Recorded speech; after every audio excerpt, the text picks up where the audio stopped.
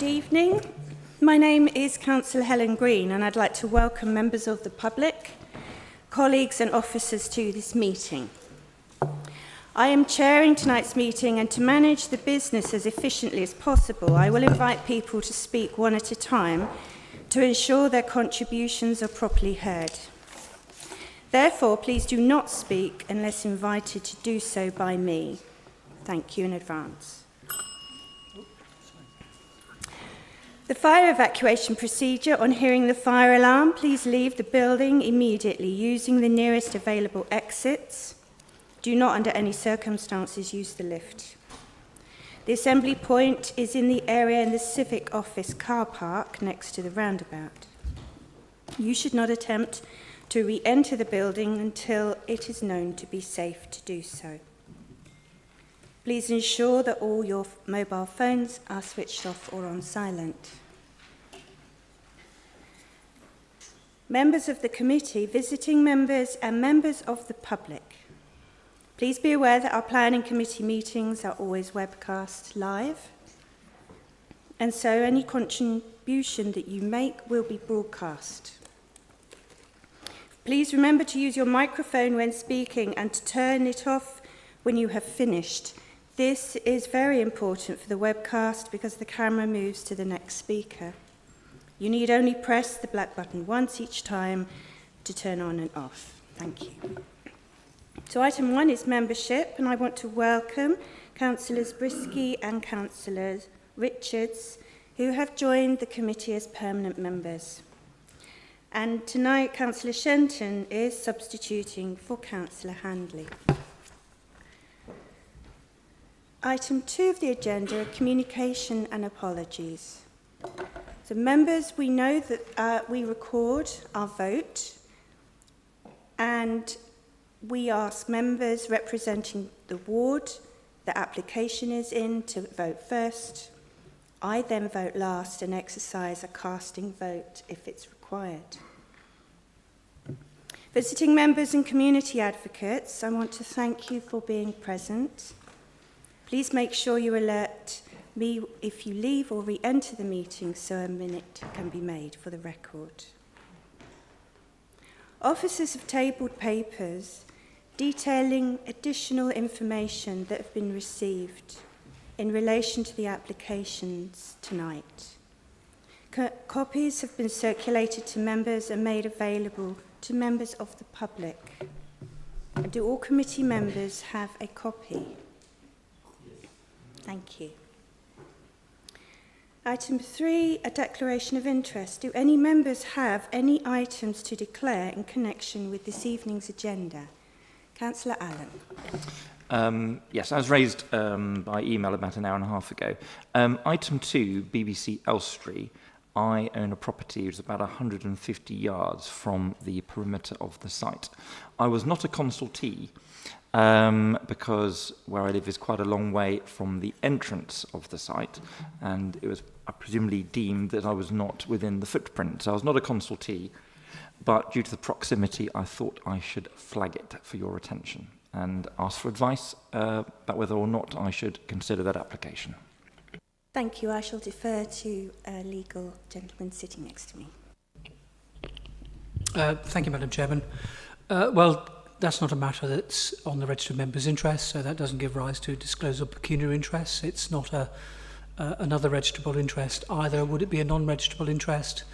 The decision would turn on whether your home would be positively or negatively affected by this application. I do think it's relevant that you weren't consulted on it, because clearly if it had been our view as a local planning authority that you would be affected in that way by that application, you would have been expected to have been consulted, and you would have been consulted.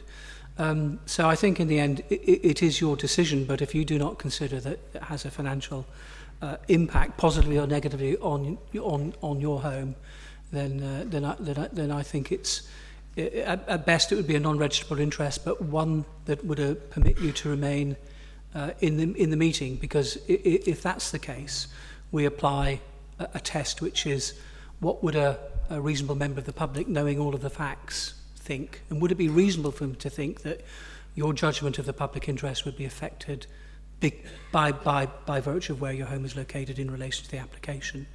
And then really, what that means in a planning context is, would you be able to fairly engage with the planning material considerations and make a decision on the planning balance, or would you be affected because your home is where it is?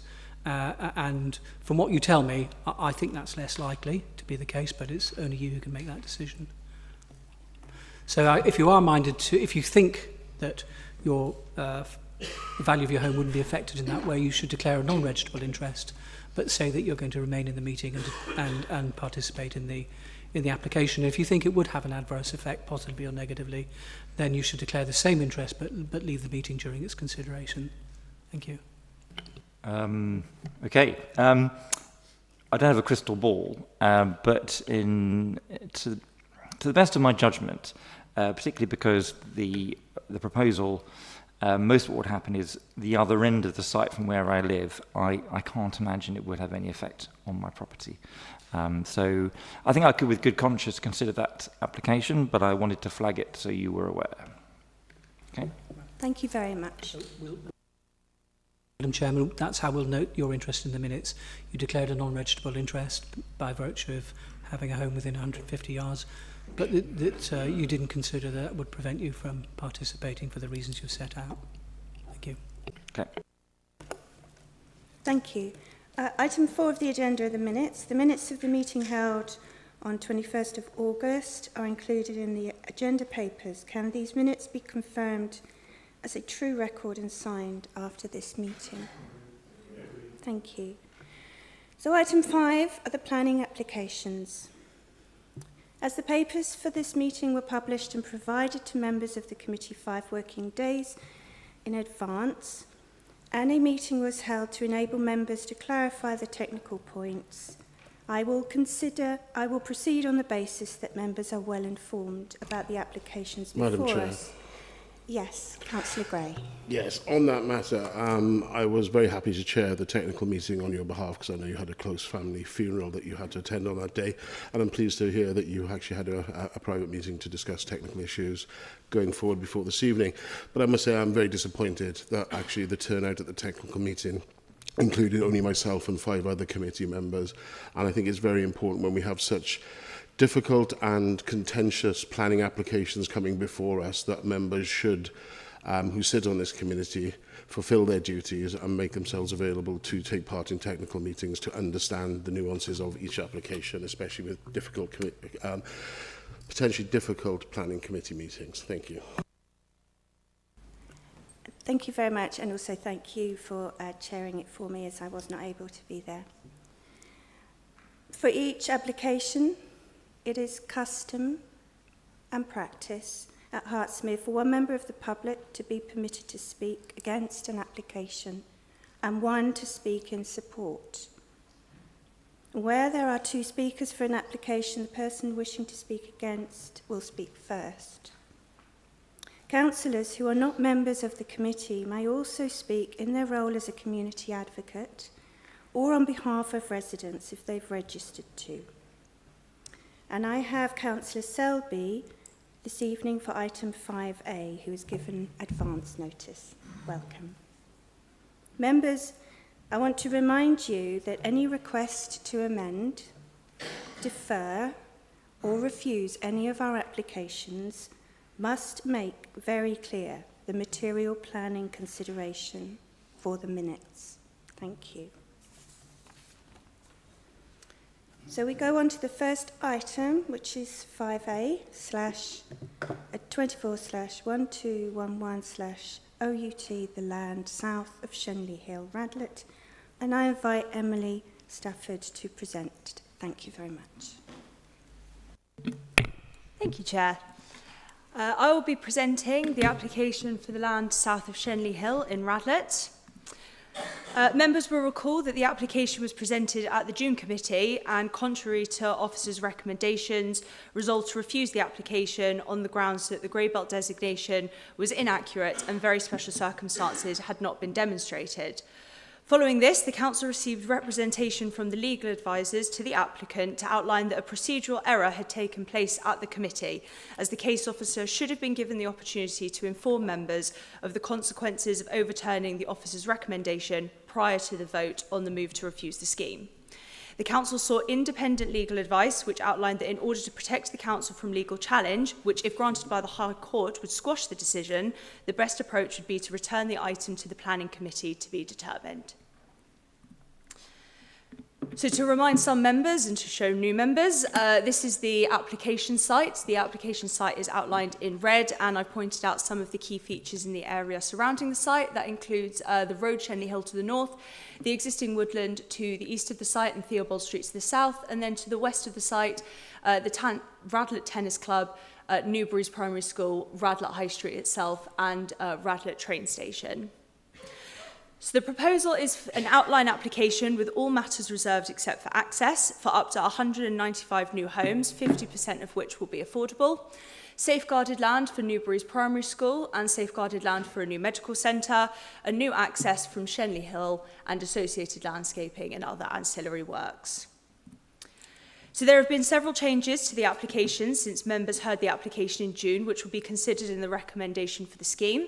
Firstly, with regards to the application itself, the applicant has agreed to extend the time period for safeguarding the land for the new medical centre from 2 years to 5 years, allowing more time for discussions with the ICB in conjunction with their wider Hertsmere and Hertfordshire provision plans. The applicant has also agreed to provide full servicing on the land that is safeguarded for Newbury's Primary School, allowing flexibility for the use of the land as either playing fields or to use for built form to expand the school. In addition to the changes to the scheme itself, officers have also received legal representations from the applicant by Lord Banner KC and Rupert Warren KC, both of whom outline that they agree with the officer's assessment that the site in question is grey belt and would comply with the exceptions test within paragraph 155 of the MPPF. The Council sought an independent legal assessment of these representations from Joseph Cannon KC, who concluded he agreed with the assessment made by the applicant's legal representative and officer's assessment of grey belt. So these are some site photos of the site. You can see the correlating pictures outlined in the colour, the same colour as the arrow to point out where you would be looking. So looking down from the north of the site on Shenley Road towards what is the existing access to the open field and would form the proposed access to the site, and then longer views from the north of the site into the site itself. This is an indicative site plan of what the scheme could look like coming forward. And hopefully members can see there, if I point out with my laser, the area safeguarded for Newbury School and the area safeguarded for the medical centre, along with the housing proposed. So in terms of the principle of development, paragraph 11 of the MPPF outlines that where there are no relevant development plan policies or relevant policies are out of date, planning permission should be granted unless the application of policies that protect areas or assets of particular importance would provide a strong reason for refusing the development. Members can see that footnote 7 includes a list of the areas and assets of particular importance, and the only one which applies to this case is the fact that the scheme is located within the Greenbelt. As Hertsmere cannot show a 5-year housing land supply, paragraph 11 and the presumption in favour of sustainable development is engaged. Therefore, the principle of development rests on whether or not the proposal is considered inappropriate development in the Greenbelt, and then whether there are very special circumstances to justify the grant of permission. So in terms of Greenbelt policy, the MPPF outlines that the fundamental aim of the Greenbelt is to prevent urban sprawl by keeping land open, and there is a strong emphasis on the presumption against inappropriate development within the Greenbelt. The scheme does not comply with any exceptions to inappropriate development within paragraph 154 of the MPPF, and therefore the scheme is assessed against paragraph 155 of the MPPF. This paragraph states that development should not be regarded as inappropriate where certain criteria apply. This includes the development utilising grey belt land and not undermining the purposes of the remaining green belt, demonstrating an unmet need for development, being in a sustainable location and complying with the golden rules, as outlined within paragraph 156 of the MPPF. We will be looking at each of those components in turn to assess whether the proposal would comply with paragraph 155. So looking first at paragraph 155A, we must first assess whether the site is considered grey belt land. The definition of grey belt land, as outlined within PPG, as land in the green belt which comprises previously developed land and or land that does not contribute strongly to any of the purposes A, B or D as outlined within paragraph 143 of the MPPF. Grey belt excludes land where areas or assets in footnote 7 would provide a reason for refusal. As outlined previously, the site does not comprise any areas or assets within footnote 7 and does not comprise previously developed land. Therefore, the assessment of grey belt in this case is whether the site would perform strongly against purposes A, B and D of the green belt. Paragraph 143, as you can see on the screen, outlines the purposes to the green belt, the relevant ones to this assessment being A, B and D. This is to check the unrestricted sprawl of large built-up areas, the prevent of neighbouring towns merging into one another, and to preserve the setting and special character area of historic towns. In order to assess how the site performs against these three purposes, officers have utilised their own expertise, the decision of the inspector on the appeal of the site last year, and the Arup study created for the draft local plan in 2021. Members are minded to note that while the Arup study does make an assessment of the purposes of the green belt, the study was not meant to be used for the purposes of assessing grey belt, and therefore there are limits to its application. So with regards to purpose A, officers have considered the assessment of the inspector in the previous appeal, which outlines that due to the population size, Radlett would comprise a large built-up area. The inspector also considers that while the site would be visually self-contained and the proposal would only comprise 8 hectares of development, the nature of the scheme would result in some unrestricted sprawl. With this assessment, the inspector considers the site to perform moderately against purpose A of the Great Green Belt, which is in line with the Arup assessment, which also considers the site to meet purpose A moderately. The planning practice guidance provides helpful guidance for decision makers to make an assessment of the Greenbelt. With regards to purpose A, the PPG outlines that officers should consider a site to perform strongly where a site would be free of existing development and would lack physical features that could restrict and contain development. In comparison, the PPG indicates that a site would meet purpose A moderately where a site would have physical features which could restrict and contain development. So officers have considered the wider area around the development and believe that it's clear that the site would be restricted owing to the residential dwellings to the west, Shenley Hill Road to the north, Theobald Street to the south, and the woodland to the east of the site. These are all permanent features of the landscape surrounding the site and would go some way to prevent further sprawl of development into the Greenbelt. Officers therefore consider the site to perform moderately against purpose A of the Greenbelt. With regards to purpose B of the Greenbelt, officers have agreed with the inspector's decision to consider Radlett a town as opposed to a village, despite the Radlett neighbourhood plan defining Radlett as a village. While the Arup study has limitations, officers have taken into consideration the assessment of the site with regards to purpose B. The study states that the area of the site forms a small part of the gap between Radlett and Boreham Wood, and that the gorse woodland along the southeastern boundary would serve as an additional barrier to prevent visual links between the settlements, and therefore concludes that the parcel the site is within would perform moderately against purpose B. The inspector also concluded that the site would perform moderately against purpose B as there would remain open gaps between Radlett and Boreham Wood. Again, officers have considered the guidance within the PPG, which outlines that a site will perform strongly against purpose B, where the site would form a substantial part of the gap between towns and the development would result in the visual separation of towns, while the site would perform moderately, where the site would form a small part between towns and would be able to be developed without the loss of visual separation between towns. Officers have considered this PPG guidance and consider that the gap between Radlett and Boreham Wood measures approximately 1.55 kilometres. The site itself would bring the edge of Radlett approximately 188 metres closer to Boreham Wood, but would still retain a gap of approximately 1.36 kilometres between the two settlements. And therefore, the towns would be separated by significant open space. Now, before I move on to the next slide, because I'm not sure if it's just going to start without me clicking, I recognise that for members it may be quite difficult looking at maps on a screen to ascertain whether or not visual separation, or whether there will be visual separation between the two towns if the application were to go ahead. So I'm hoping on the next slide, what we have for you is a video, which is a drive down Theobald Street. I will be pointing out where the application site is located, and hopefully then members can make a judgment as to whether they feel that there would be adequate visual separation if the proposal were to go ahead. Okay, cool. Oh, okay. No, it's fine. It's supposed to be quick, otherwise we'd be here for about 5 minutes. So this is where the application site would be located on the left-hand side. This would be approximately where it ends.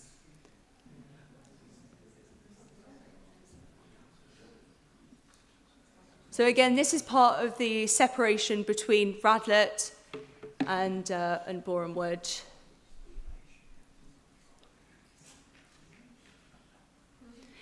Around here is approximately where the ward boundary is between Radlett and Boreham Wood itself.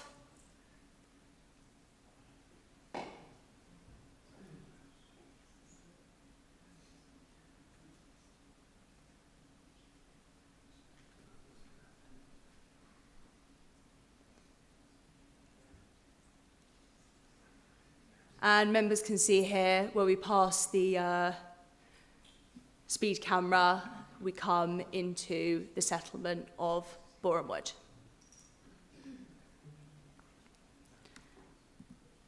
Don't need to watch it again. Okay. Members inquired at the last committee meeting about the proposed development in the surrounding area, particularly the Organ Hall development in Boreham Wood. Members can see in the image above the proposed site and the outline of the proposed Organ Hall site to the south, which was granted planning permission last year. Should this development go forward, the separation distance between Radlett and Boreham Wood would be approximately 1.2 kilometres, with much open space between the two application sites. Officers have concluded that in line with the PPG guidance, the site would form a small part of the gap between towns and visible separation would be retained between Radlett and Boreham Wood. The site therefore would perform moderately against Purpose B of the Greenbelt. It's officers' consideration that the site would fail to meet Purpose D, as Radlett is not considered to be a historic town. And just to reiterate, officers would consider the site to perform against Purpose A and Purpose B moderately. Therefore, as the site would not perform against purposes of the Greenbelt strongly, the site can be defined as Grey Belt. So going back to paragraph 155A, as I mentioned, the site would be considered Grey Belt land. With regards to whether or not the site would undermine the purposes when taken together of the remaining green belt across the area of the plan, on the slide I have taken a clip of the Arab study in 2021 and to summarise outlines that development is possible within this area without reducing the overall openness of the green belt and wider countryside. Officers have concluded that given the size of the parcel compared to the totality of the greenbelt in the borough, it's reasonable to conclude that the development of the site would not undermine the purposes of the remaining greenbelt, and therefore the scheme would comply with paragraph 155 part A. Moving on to paragraph 155 part B, which is the demonstrable unmet need for this type of development. The current 5-year housing land supply is substantially below this target and is currently between 1.34 and 0.98 years. Officers conclude that there is a clear unmet need for this type of development in the borough, and therefore the proposal would comply with paragraph 155B. Paragraph 155C reads that the development should be in a sustainable location. The development is considered to be in a sustainable location adjacent to Radlett and surrounding amenities, and further sustainability mechanisms secured under the application through public realm enhancements and financial contributions, and therefore it's considered that the proposal would comply with paragraph 155C. Looking at paragraph 155D, an application should meet the golden rules as outlined within paragraph 156 of the NPPF. These golden rules can be seen on the presentation slide. The proposal would provide 50% affordable housing on the site, providing 95 affordable homes, and would achieve necessary improvements to local infrastructure through the provision of land for education and medical purposes, but also through financial contributions to the Lead Education Authority, the ICB, and the Highways Authority. The proposal would provide new green spaces and additional pedestrian walkways to contribute to the wider public rights-of-way network within the scheme, and therefore officers must conclude that the scheme would comply in full with paragraph 156 of the NPPF. Taking all the above into consideration, officers considered the scheme to comply with all parts of paragraph 155 of the NPPF, as the proposal would utilise Greybelt land, would meet an unmet need for this type of development, be in a sustainable location, and would meet the golden rules as set out within paragraph 156. Officers must therefore conclude that the scheme complies with the exception to inappropriate development in the Greenbelt and is therefore not considered inappropriate development in the Greenbelt. Officers remind members that since a similar assessment was given to members in the June committee, the Council have received 3 legal representations which conclude the same. At the start of the presentation, I mentioned that the application is outlined with all matters reserved except for access. Therefore, officers must make an assessment of the access to the site. Members can see the access to the site on the screen above, located to the north of the site along Shenley Hill. The access to the site would utilise the existing point of access to the site, located a few metres to the east of the last house in Radlett. The access would be the sole vehicular access to the site, with an additional pedestrian and cycle access to the south of the site from Theobald Street. In terms of the assessment of the access, the Highways Officer has been consulted on the application and has raised no objection to the proposal as a whole, including the proposed access. Looking at personal injury accident data from a 5-year period between 2019 and 2023, only 22 incidents were recorded for the local highway network in the vicinity of the site. And members can see, hopefully, in the map that I've got in the lower corner, what that vicinity counts as. The Highways Officer comments can be seen verbatim on the screen, but as a summary, the officer outlines that the access is unlikely to worsen any specific highway safety issues. In addition to the above, significant work has gone into the creation of a road safety audit for the reduction of the speed limit along Shenley Hill to be reduced to 30 miles an hour as opposed to the national speed limit. The Highways Authority are in support of this, and a condition has been added to ensure that this speed reduction is implemented. In terms of the wider highways assessment, the Highways Officer has assessed the proposed trip generation and distribution data and is satisfied that the impact of the surrounding highways network is not likely to be severe. In addition, there are further highways provisions within the application, some of which are on the screen there. It includes a 2-metre wide footpath either side of the Shenley Hill access, 3-metre wide footpath cycleway to Theobald Street, the local widening of Shenley Hill to provide a new pedestrian crossing facility, and a 1.5-metre wide footway on the southern side of Theobald Street to a new bus stop.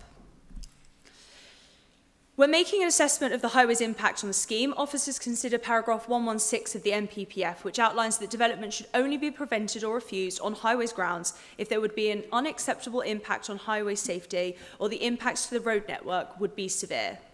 In accordance with the comments from the Highways Officer at County, the National Highways Officer, and the Inspector at the previous appeal at the site, officers have concluded there would be no severe or unacceptable impact from the scheme with regards to highways matters.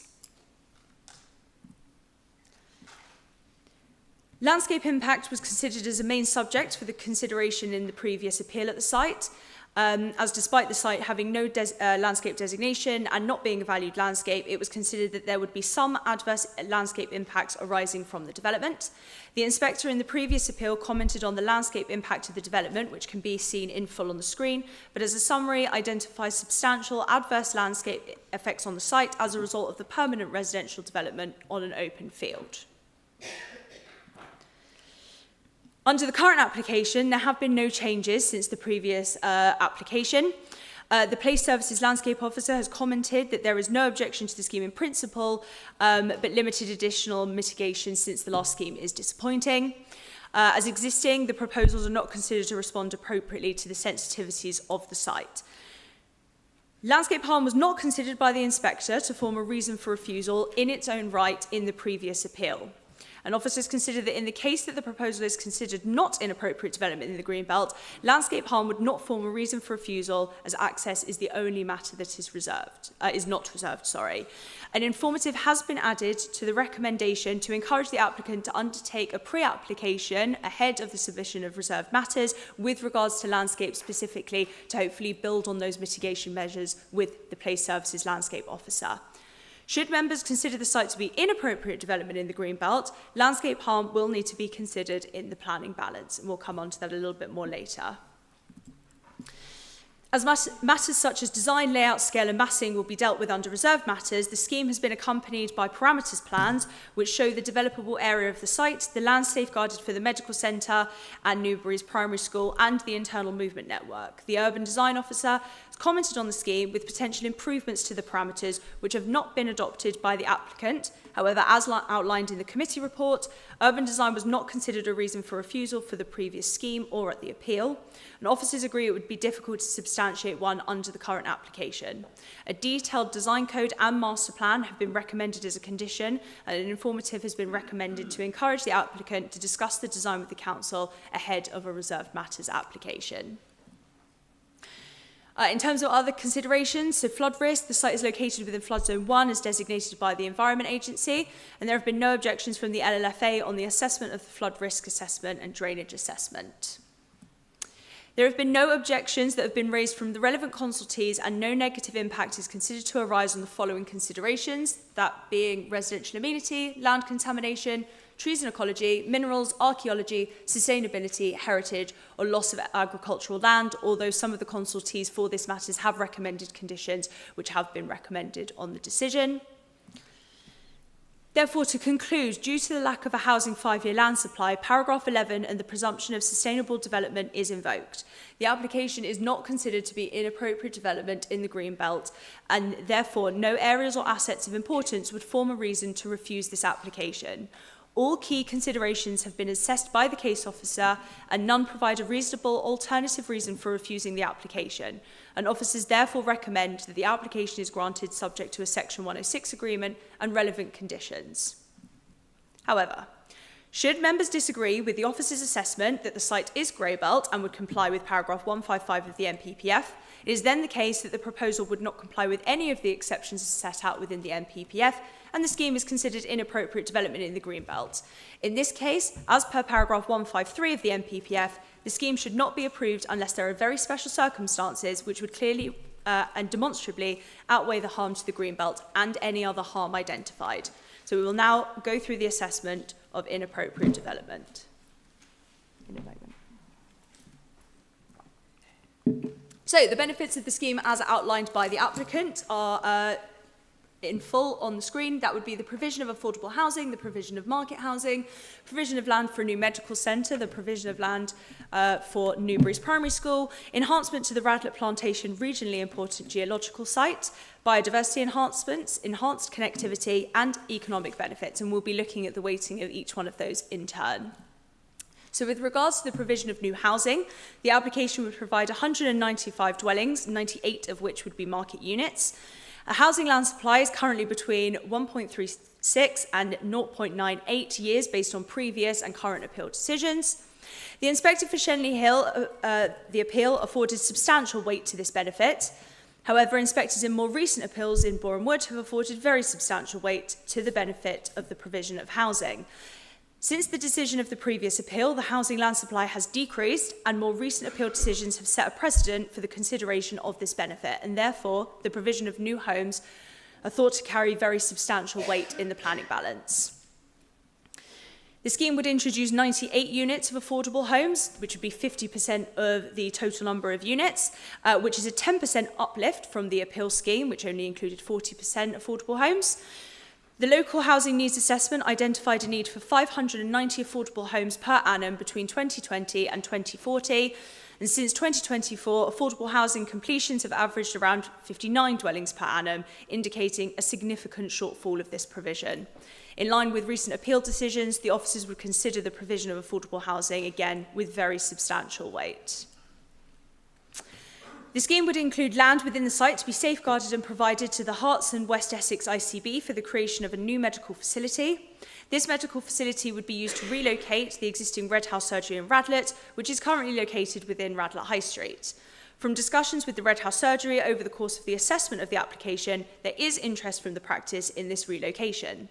The ICB have commented on the application to outline that the Red House surgery will be unable to accommodate the additional patient numbers arising from the development, and therefore new health provisions in the form of an on-site provision would be needed to accommodate patient numbers. However, through discussions with the ICB on the application and others, it is clear that the ICB would be unable to support the delivery of the new medical facility due to viability and affordability concerns. In terms of policy, the Radlett Neighbourhood Plan is relevant to this assessment, and policy RV2 concerns itself with the relocation of the Red House surgery, outlining that medical facilities should be located within the centre of Radlett, unless it can be demonstrated that there are no viable and deliverable sites within the centre of Radlett, in which case other sites can then be considered. The appendix to the Radlett Neighbourhood Plan outlines 4 potential sites where the surgery could be relocated. Under the previous appeal, the inspector considered 3 of these options to be unviable or only provide a short or medium-term solution.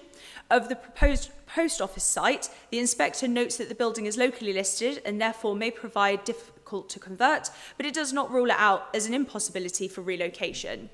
In the previous appeal, the inspector noted the comments from the Red House surgery practice, which outlined that they would not have the funds to fully deliver a new surgery without the input from the ICB, and therefore the inspector concluded that while the provision of the new medical facility would be an important benefit, it would not comply with the Radlett Neighbourhood Plan, and it is unclear how it would be funded and maintained.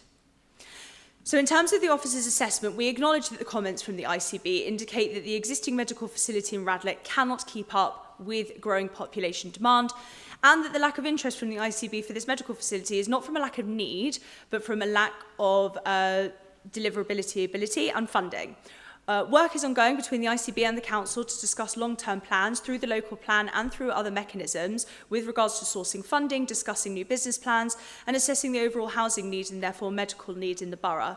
As mentioned at the top of the presentation, the applicant has agreed to extend the amount of time the land is safeguarded from 2 years to 5 years. Why this is relevant is that it gives the additional time from the decision of the application, to the ICB to consider their financial position and potentially take up the medical centre. However, should the land for the medical centre not be taken up by the ICB after the 5-year period has lapsed, the land would then be offered to the council for a nominal fee of £1 to be used for the construction of further affordable dwellings or any other use the council sees fit, subject to the relevant planning permissions.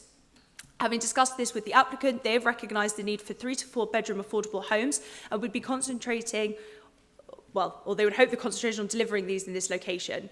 Additionally, a financial contribution to the ICB will be made to contribute to any alternative medical facilities or expansions.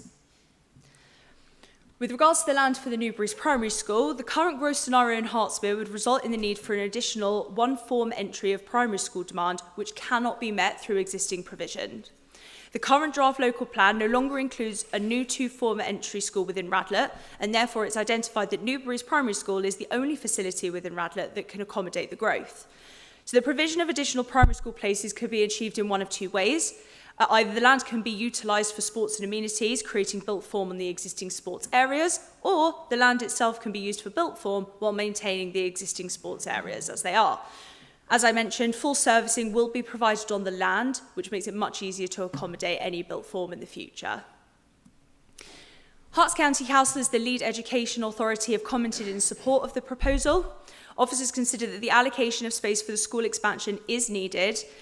However, the inspector in the previous appeal considers that the allocation of this land to be part mitigation, in that people coming to live on the site would then contribute to the need for primary school places, but would also benefit the wider Radlett area by providing these school places. And therefore, the officers consider the benefit with moderate to limited weight. In terms of other benefits, I mentioned the RIGS enhancements. So the regionally important geological site relates to pudding stone, which is a type of gravel.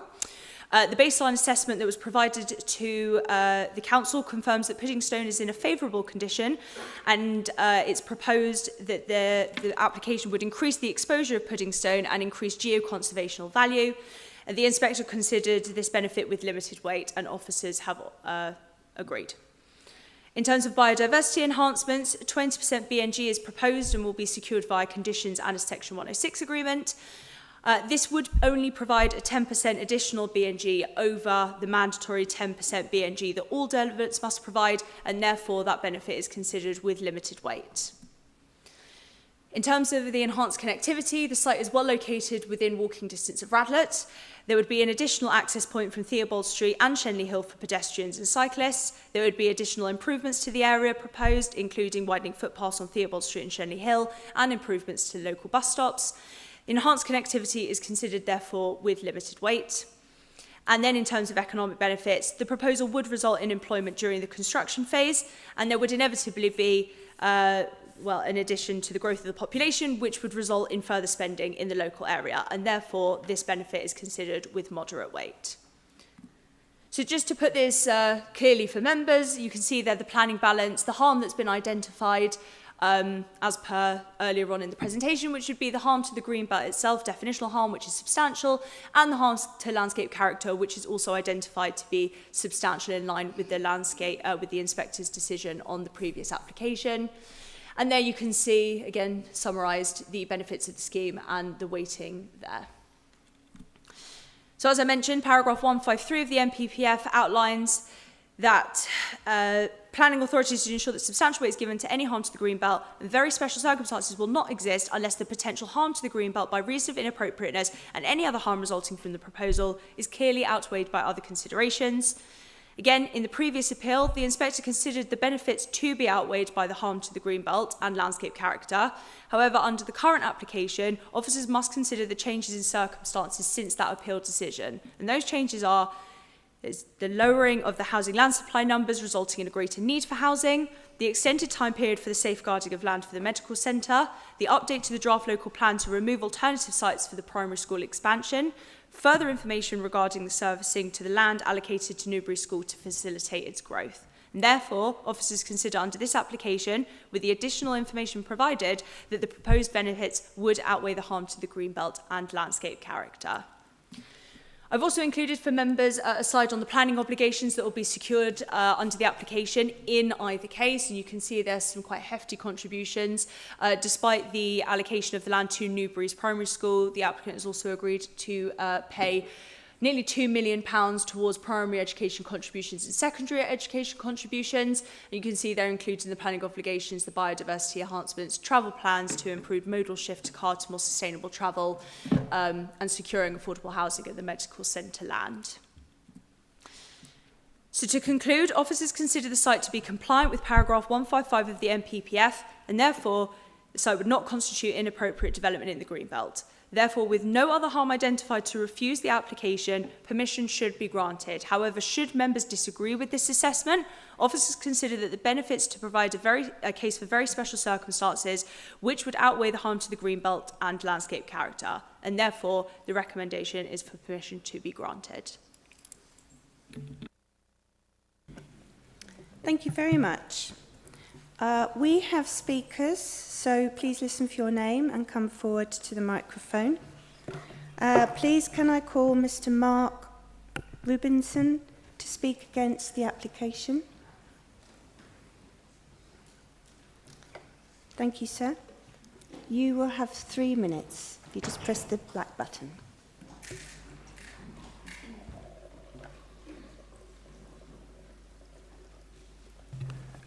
My name is Mark Rubinson and I'm a Radlett resident and a committee member of the Radlett Society and Green Belt Association.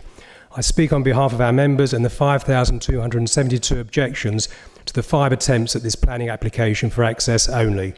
We are shocked to be here again defending this crucial Green Belt site against this inadequate application.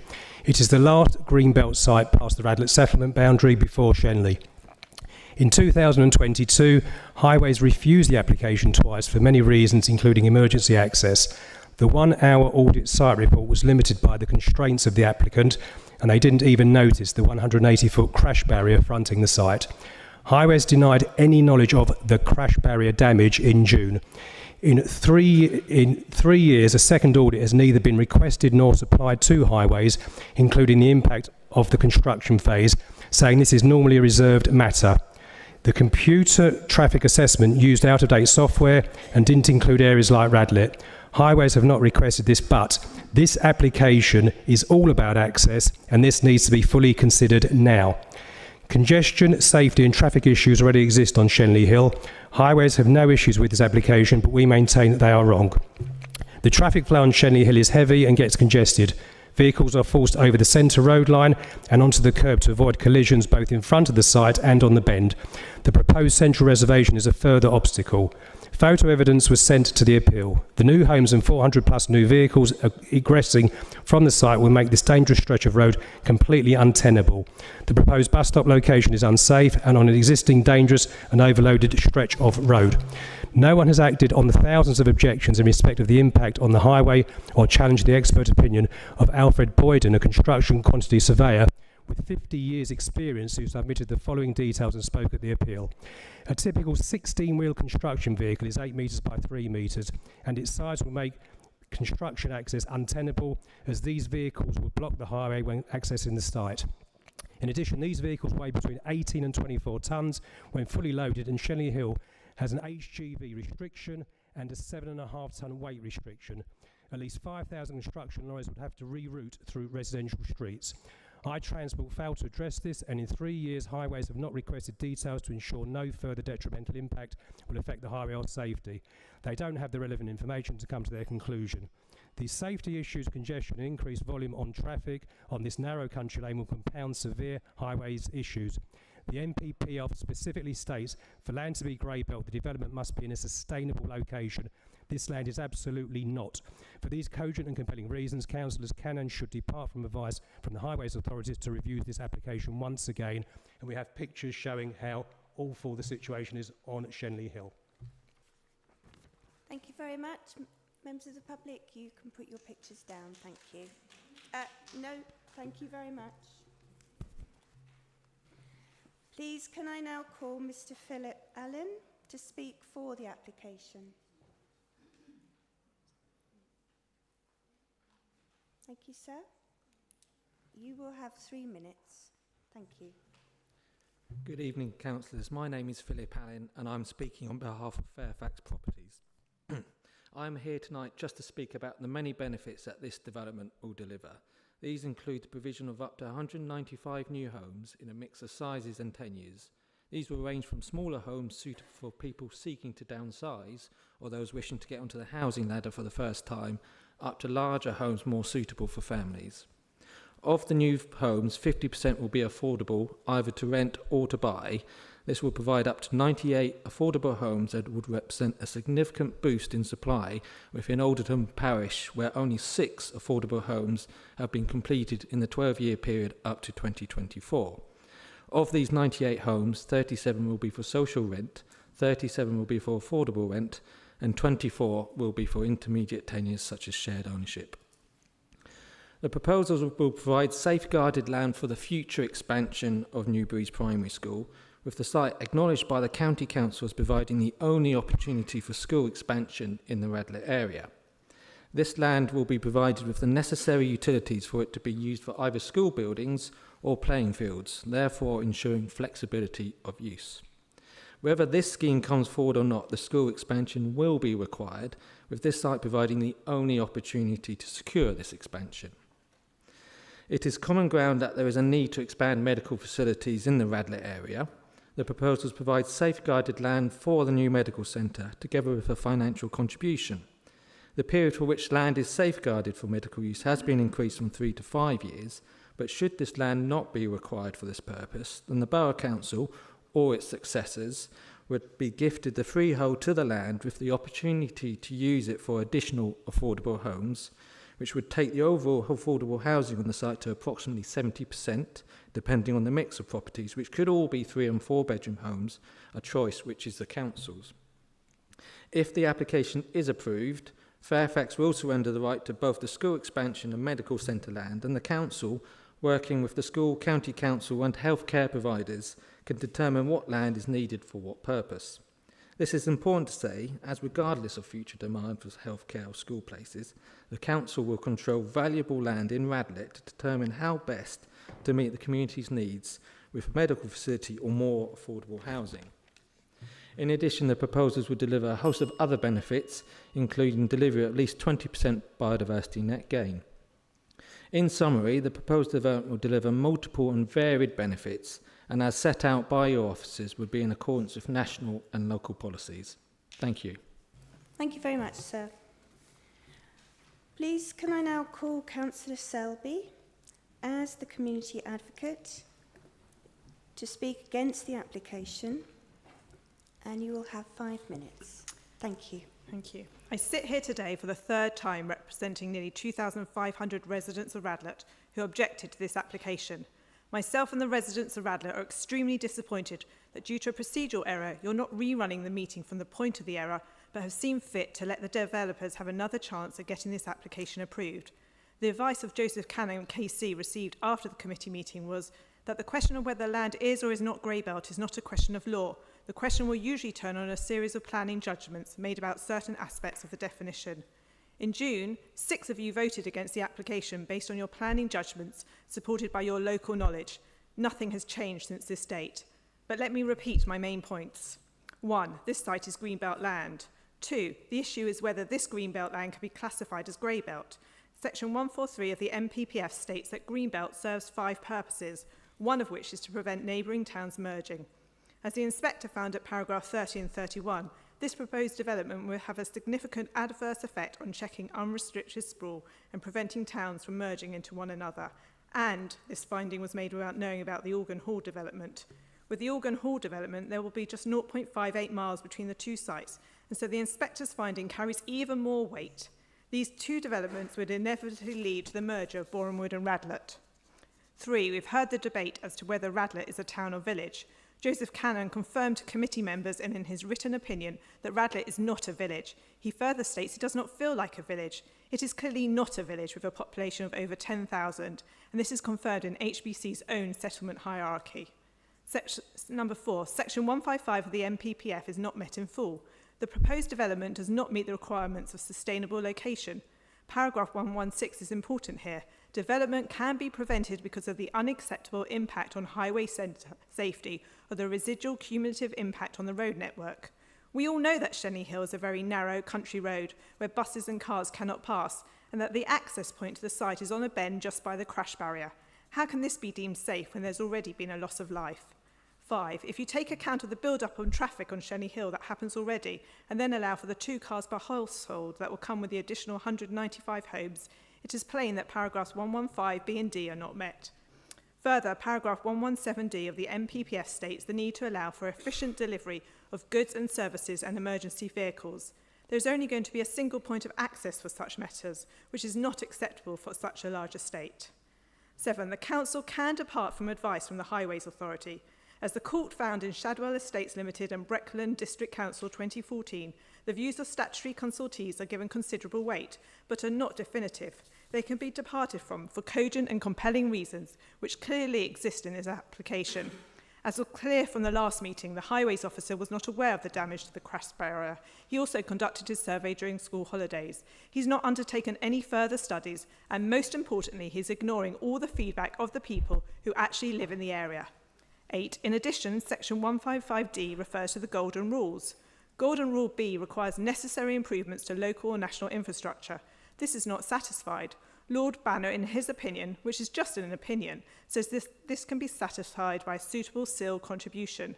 However, he also says that if a suitable contribution is insufficient, Golden Rule B can be met on account of land being safeguarded for a new medical facility and expansion of Newbury School.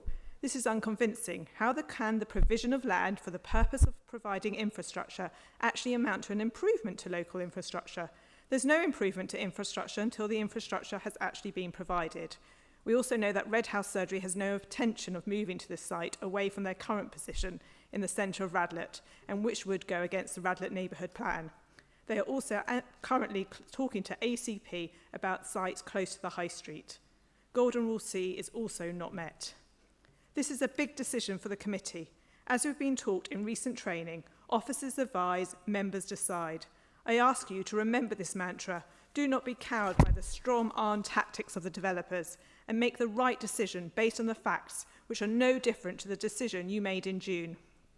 Last night, at full council, Councillor Oakley, planning portfolio holder, said, and let me quote, "We are minimising the use of grey greenbelt in our planning decisions, so looking at town centre regeneration. This application certainly does not meet this criteria. The planning balance is in your hands to make the decision. We can see the public gallery is full. This decision matters to the people of Radlett. We've fought it since 2022. We will continue to fight it. We do not believe it is a safe and sustainable site for development. Radlett will not be able to cope with the additional demands on our infrastructure. Please make the right decision as you did in June. Thank you." Thank you very much. Excuse me.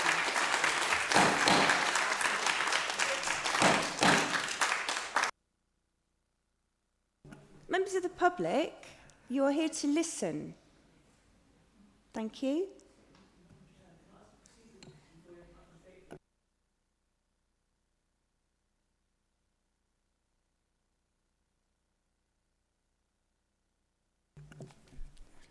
You have a question? Yes?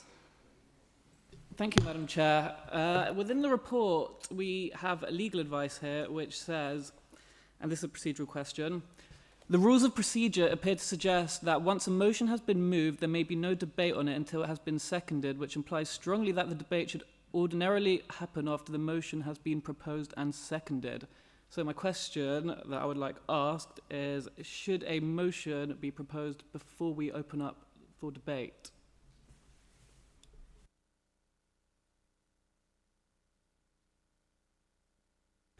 Thank you, Councillor Brisky, and that came out of the advice from Joseph Cannon when he was asked to look at the representations we received from the developer after your last decision.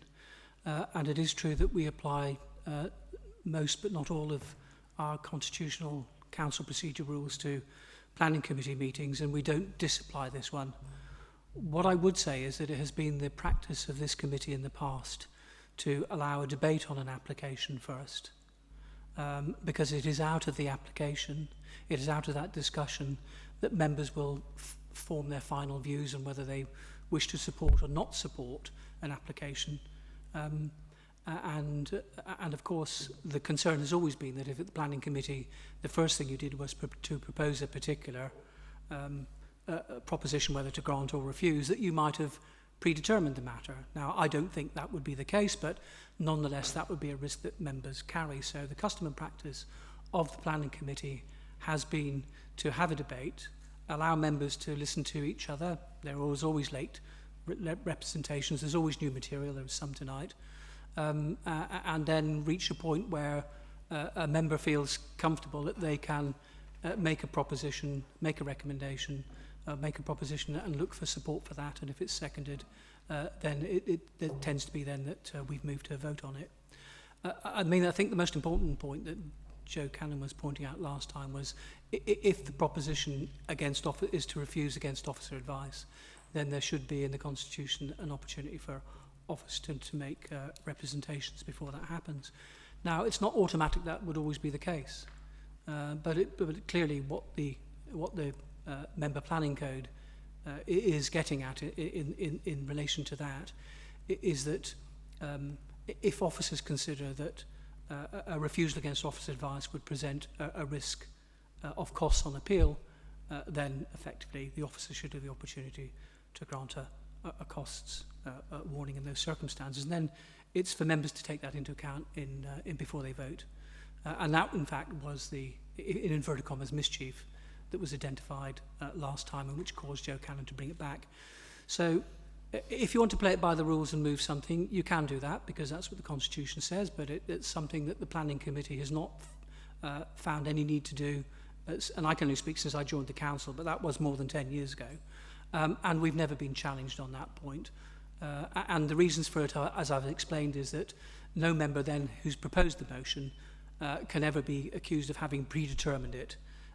And it's worked quite well, I think, and I'll leave it to you, you're the members who sit on the committee, to follow your normal practice, which is to have a debate, and there will come a point where members will feel able.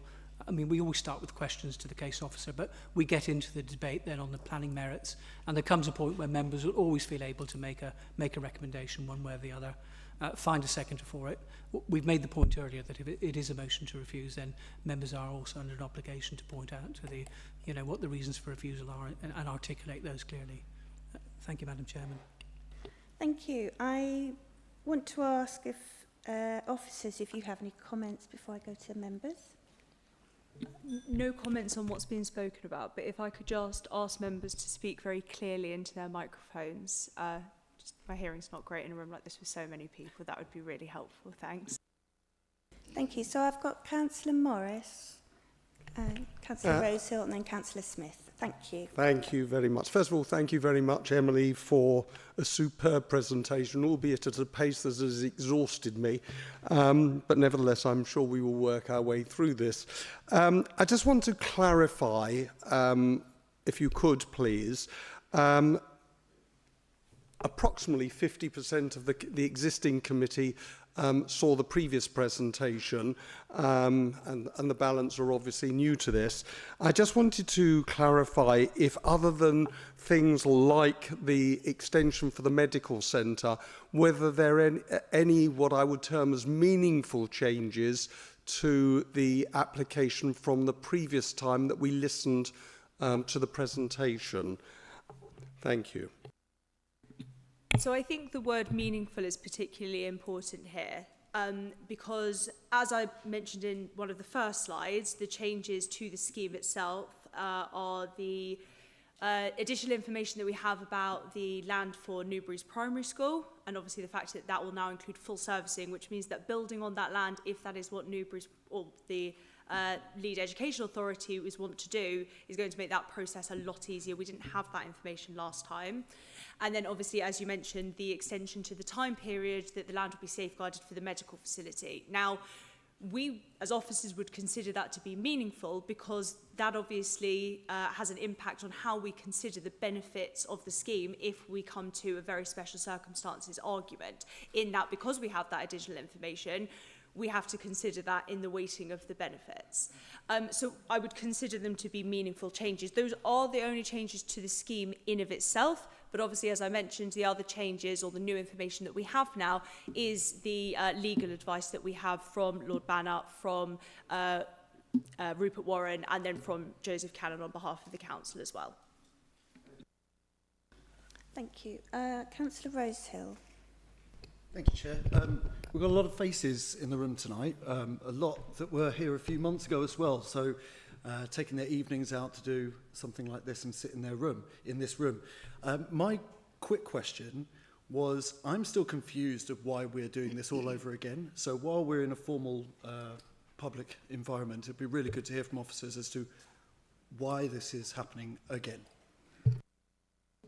So the reason that we are back in this room and hearing the application of again is twofold. The reason that, or the advice that we had on bringing the application back to the committee for determination is essentially that the approach that was taken at the previous committee was not in line with our constitution. The officers should have been given the opportunity to essentially let members know the impact of their decision, i.e. overturning the officer's recommendation, which you'll remember it was Trevor last time who presented the application, was not able to do. So that in of itself would raise a question as to the legality of the decision that was made, as per the advice that we've had from Council. And therefore, essentially to protect ourselves, if this went to a High Court decision, we determined that the best practice would be to bring it to members to hear again. Now, the reason that it is being heard again in full is obviously because some members who are sitting on the committee today were not at the planning committee last time, and therefore will need all of the information to make an informed decision tonight. Can I interject with just an additional? So if Yes. on the night we determined, on the very night with officers here, that it was done in a correct fashion, how did then we find out that we didn't do it in the right fashion?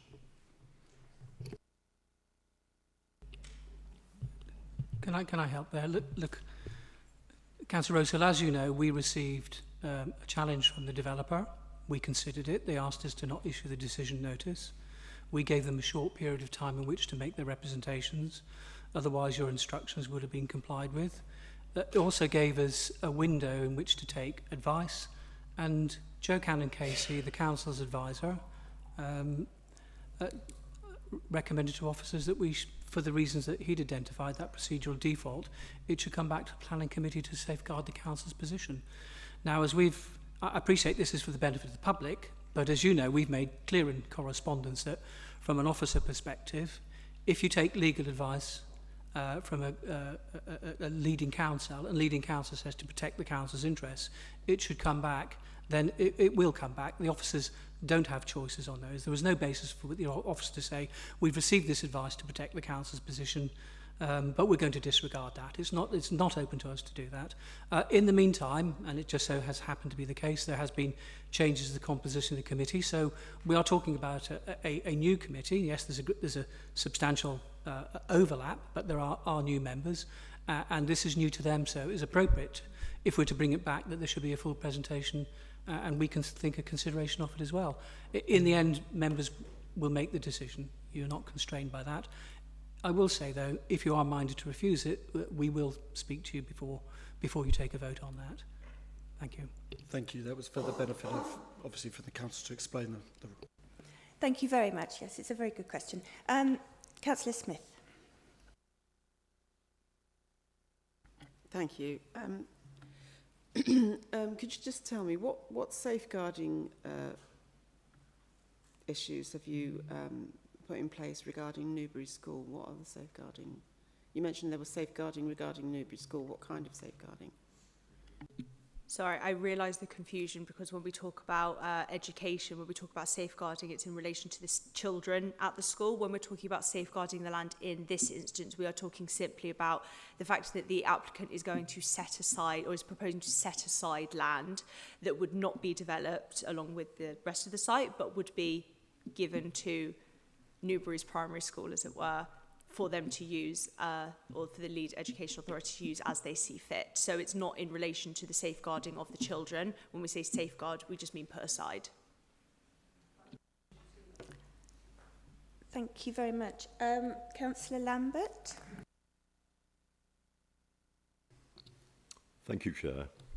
I found it quite difficult to get to the point of coming here tonight with an open mind, but I did. I said I would listen and I wouldn't be predetermined on the basis of what happened before. I am uneasy about some of the aspects here, and although I am not totally sure how I will vote, I will listen to other members. The things that do worry me are the question of whether the towns of Boreham Wood and Radlett will start merging because of the distance. And I am exercised a lot by, do you really get concerned if it is a 200-yard distance, in which case merging has almost happened, or do you, when it's come down to somewhere around about half a mile, do you actually preempt that concern by saying these are becoming too close? So my inclination at the moment is to say I am not convinced that it is grey belt because I don't believe it meets all the conditions. And then I go on to the very special circumstances which you covered, just in case we reject the grey belt. And it seems to me a medical centre that is unlikely ever to be built in that location. There are sites in Radlett that are coming forward. I think that is highly likely. And certainly the Red House is not keen on the idea of not having it in the centre of Radlett. And it strikes me it would be a pretty silly idea. So the only special circumstances are it provides some housing. Now, I've been on planning committees for the past 8 or 10 years, and supplying houses has not been sufficient to provide very special circumstances. So it seems to me that there isn't an argument to say this is very special circumstances. So I really am very concerned that we are trying to railroad this through because we want to, whereas it is not grey belt, it is green belt, and there are no very special circumstances. And therefore, I think I'm inclined to say I'm unlikely to vote anyway other than rejection. Thank you very much indeed. Yeah. Yes, one moment.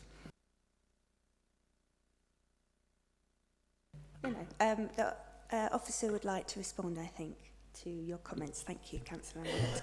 Thank you, Councillor Green and Councillor Lambert. I've just made a note of some of the things that were mentioned because I think there were some questions in there that could be discussed. So the first thing you mentioned was about the visual separation, and I know that's been a concern on hearing this application for the first time and other grey belt sites that we've heard at previous committees.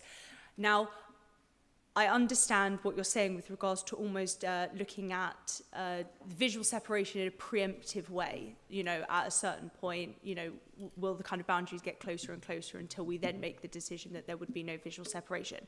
When we are looking at the grey belt policy and the guidance from the PPG on making decision on applications, we have to look at the site that is put in front of us. So making a decision preemptively would not be in line with the PPG guidance. That guidance said, will this site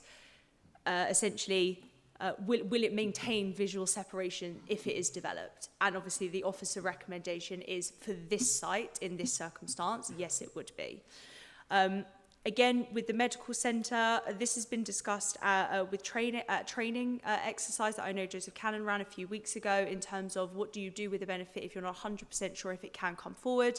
I think went into quite a lot of detail in the report and in the presentation that there obviously is a concern from the ICB that they may not be able to take on this medical centre land for affordability and viability reasons. Again, this is why the extension of the time period that the land will be safeguarded is so important, because it allows for that time for the ICB to look at their long-term plans and potentially take up the land for the medical facility. But again, if that doesn't happen, when we're discussing the VSCs, you mentioned the provision of housing and affordable housing, they absolutely are benefits put forward, but we do have to consider all of the benefits that are being put forward in the round, which also includes, as I've mentioned, the provision of land for Newbury School, the RIGS enhancements, the enhanced connectivity, biodiversity enhancements, and economic benefits as well. So it is all of those benefits that must be considered together, not only the housing benefit. Thank you, Councillor Allen. Yes, I echo what Brett says about the public gallery. It's really good to see a lot of people here. We don't like sitting here on our own. This is a public process. It's a democratic process which does and must take place in public. So I think that's a really positive thing. Also, thank you, Emily, for your report, the presentation, and to you and Trevor for a very detailed and thorough report, which I think is very balanced. I think the report, where there are problems with this application, those problems are confronted and made clear. I think it is a very balanced report, and thank you and Trevor for all the hard work that has gone into that. We appreciate that. I think ultimately this application will come down to the question of the footprint of our reasonable judgment, because there are judgment calls here which are very difficult. And I think probably this is for members to determine what is reasonable for us to demark as our judgment. And I think that is at the heart of this in two respects. Firstly, our old friends Purpose A and Purpose B, which I'll come back to in a moment, and also to the VSCs. I will ask later about Purpose A and Purpose B, but my question now is actually about the golden rules. So, first rule, affordable housing, we know it clears that hurdle. The second one, infrastructure, is a bit of a hornet's nest because arguably this just keeps track rather than improves. But the third one is particularly intriguing, and my question is, the green space, what is the square footage or meterage of the public green space this development would create? Because it's very hard to determine that. It is a very detailed report, but one thing that isn't on there is what green spaces would be created here, because that is a golden rule and it must achieve that. It is a very good question, and you are correct. There is no reference to the exact square meterage of green space within the scheme, within the report, sorry, and I haven't included one tonight. That's for a couple of reasons, one of which obviously this is an outline application. So there is, if I go back to the parameters plan, sorry, I don't know how to do it fancy, so I'm just going to have to, there it is. You can see that there are indicated to retain some green spaces, one of which would be to the north of the site, which would incorporate, I'm sorry that the key isn't a little bit larger, but will include a play area, an amenity space for the residents and obviously for the wider public. You have the The enhanced connectivity, obviously, as we've mentioned, the improvements to pedestrian walkways within the site that connect up to the public rights of way on Shenley Hill and on Theobald Street, which would obviously it would enhance the connectivity between those spaces. Obviously, we've mentioned the biodiversity net gain. There'd be a 20% biodiversity net gain, which would support nature recovery. So that's the green space that we're discussing on the site. Thank you. But the golden rule is about creating public green spaces. And so essentially, in the top left of the graphic, there would be a little park, essentially, with a play area. That is the proposition, and that would be a public park. But we don't know really how big it would be or what form it would take. Well, we don't... And being as such, are we then confident that it does pass that golden rule? We're confident it does. We are confident that it does, because it does inevitably create a green space. That within the parameter plan, that area is allocated as a green space. So as you say, that will come forward as a small park, as an amenity space, but that in of itself within the parameters plan does indicate that a green space will be provided, and therefore we are confident that part C of the golden rules has been met. But it might be minuscule. We can't rule that out. It could be minuscule. Well, it has to be the size that's shown on the parameters plans. So we have a condition, I believe it's condition 2, that any reserved matters application has to come in conjunction with the parameters plans that have been submitted. So we essentially at reserved matters would not accept any reserved matters plans that indicate that that green space is any smaller than it is on the parameters plan. We'll always accept more, but definitely not smaller. Although sitting here now, we don't know exactly what it would be. We don't know the exact, I suppose, I apologise that I can't give you the exact square meterage, but if you look at the parameters plan, you can see comparably and compared to the site that there is a sufficient amount of green space provided. And like I said, that space gets retained under a reserved matters application, no matter what, because it is in the parameters plans. Okay, sure. To be clear, I do know that it wasn't your case originally, so I'm not trying to catch you out. I realise you can't possibly summon every fact from your memory like that, so I do appreciate that, Emily. Thank you. Sorry. Thank you very much. Councillor Gray. Thank you, Chair. A couple of questions, first and foremost, because this is the first time I'm actually hearing it, because I wasn't present in the previous planning committee when this application came forward. Firstly, on the affordable housing, I know obviously we've talked about 50% of varying sizes, tenures, etc. How's that been kind of nailed down yet? Or obviously, as this is an outline planning application, that will come through in reserved matters stages. And also, we're hearing a lot about whether it contributes to national and local infrastructure.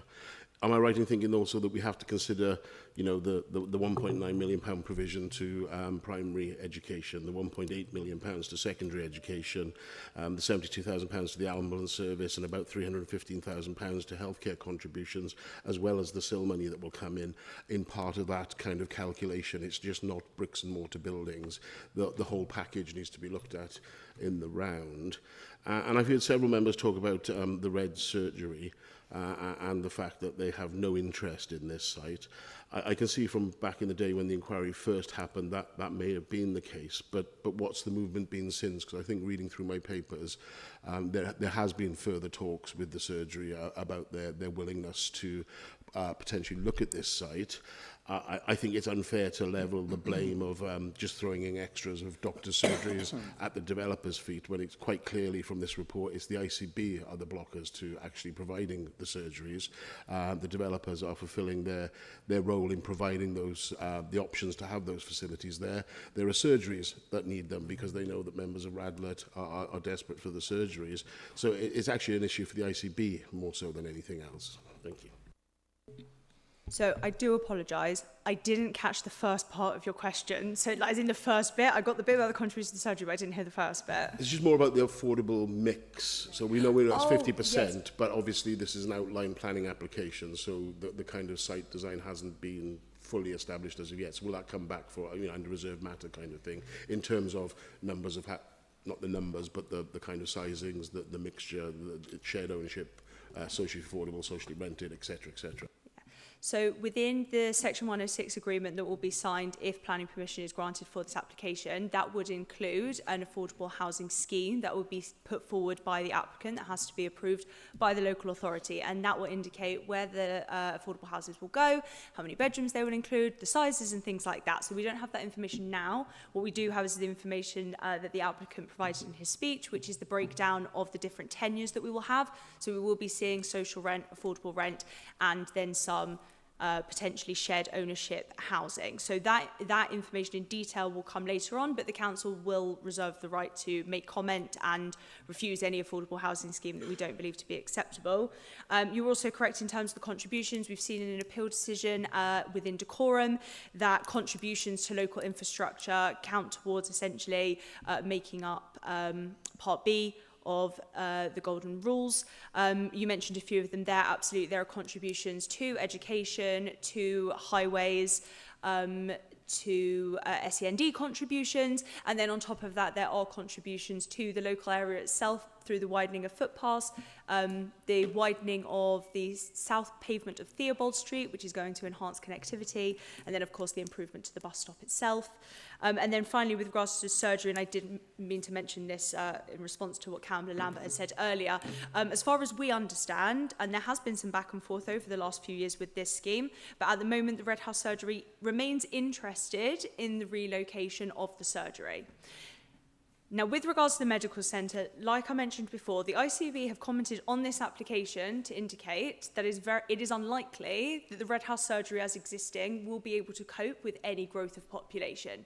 And I think we all know that to reach housing targets, there is going to have to be some growth in the population of Radlett, whether it's this site or others or through a local plan.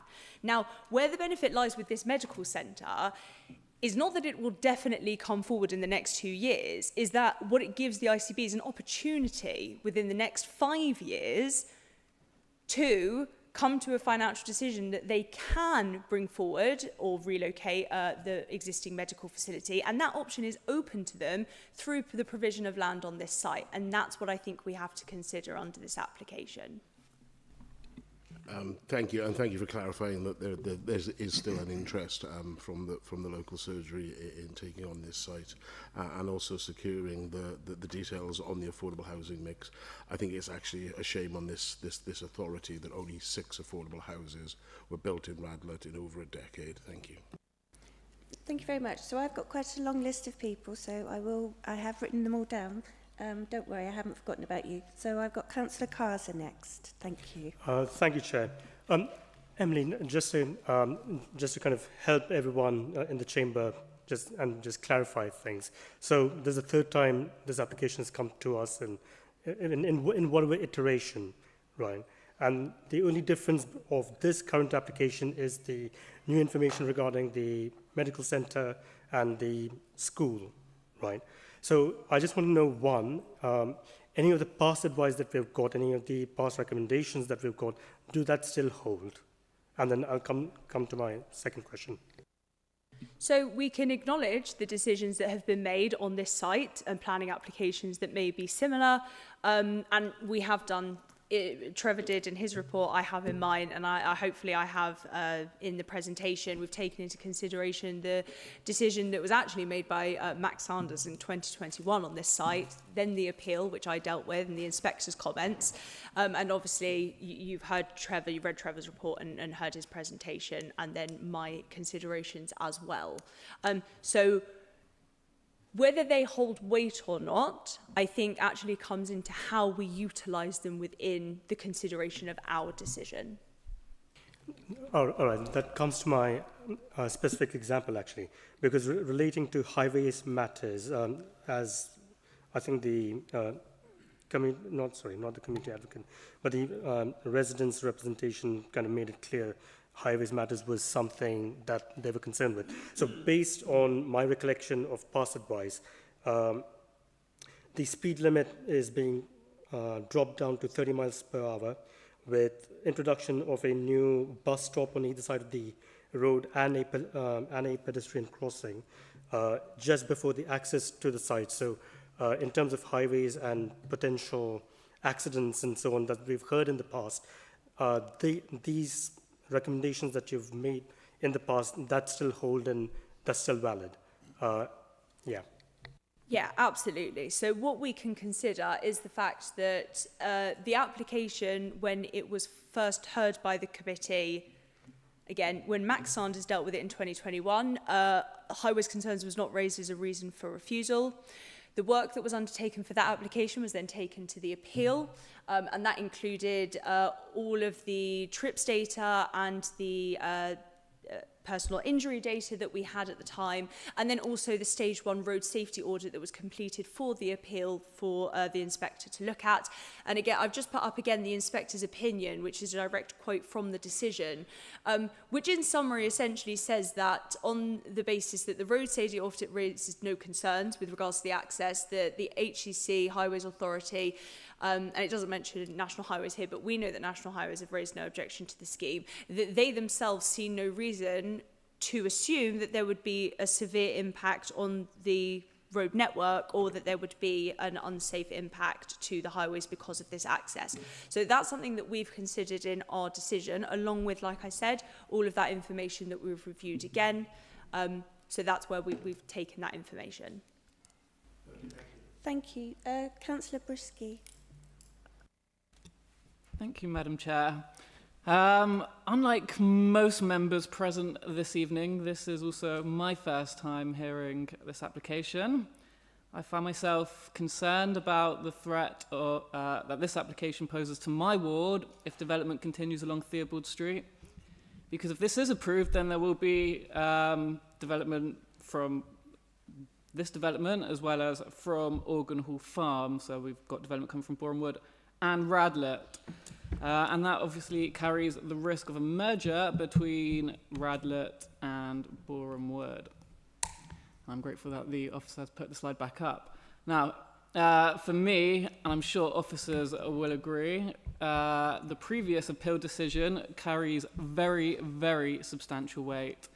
And I appreciate that the policy landscape has changed since then, and we now have to consider a half-baked grey belt policy that was rushed through by a tax-evading former Secretary of State. But from my perspective... Sir, do you think you could... Excuse me, thank you. Do you think you could ask a pertinent question rather than a political statement? I'm giving a comment, but I will give my views as I'm entitled to as a member of the committee.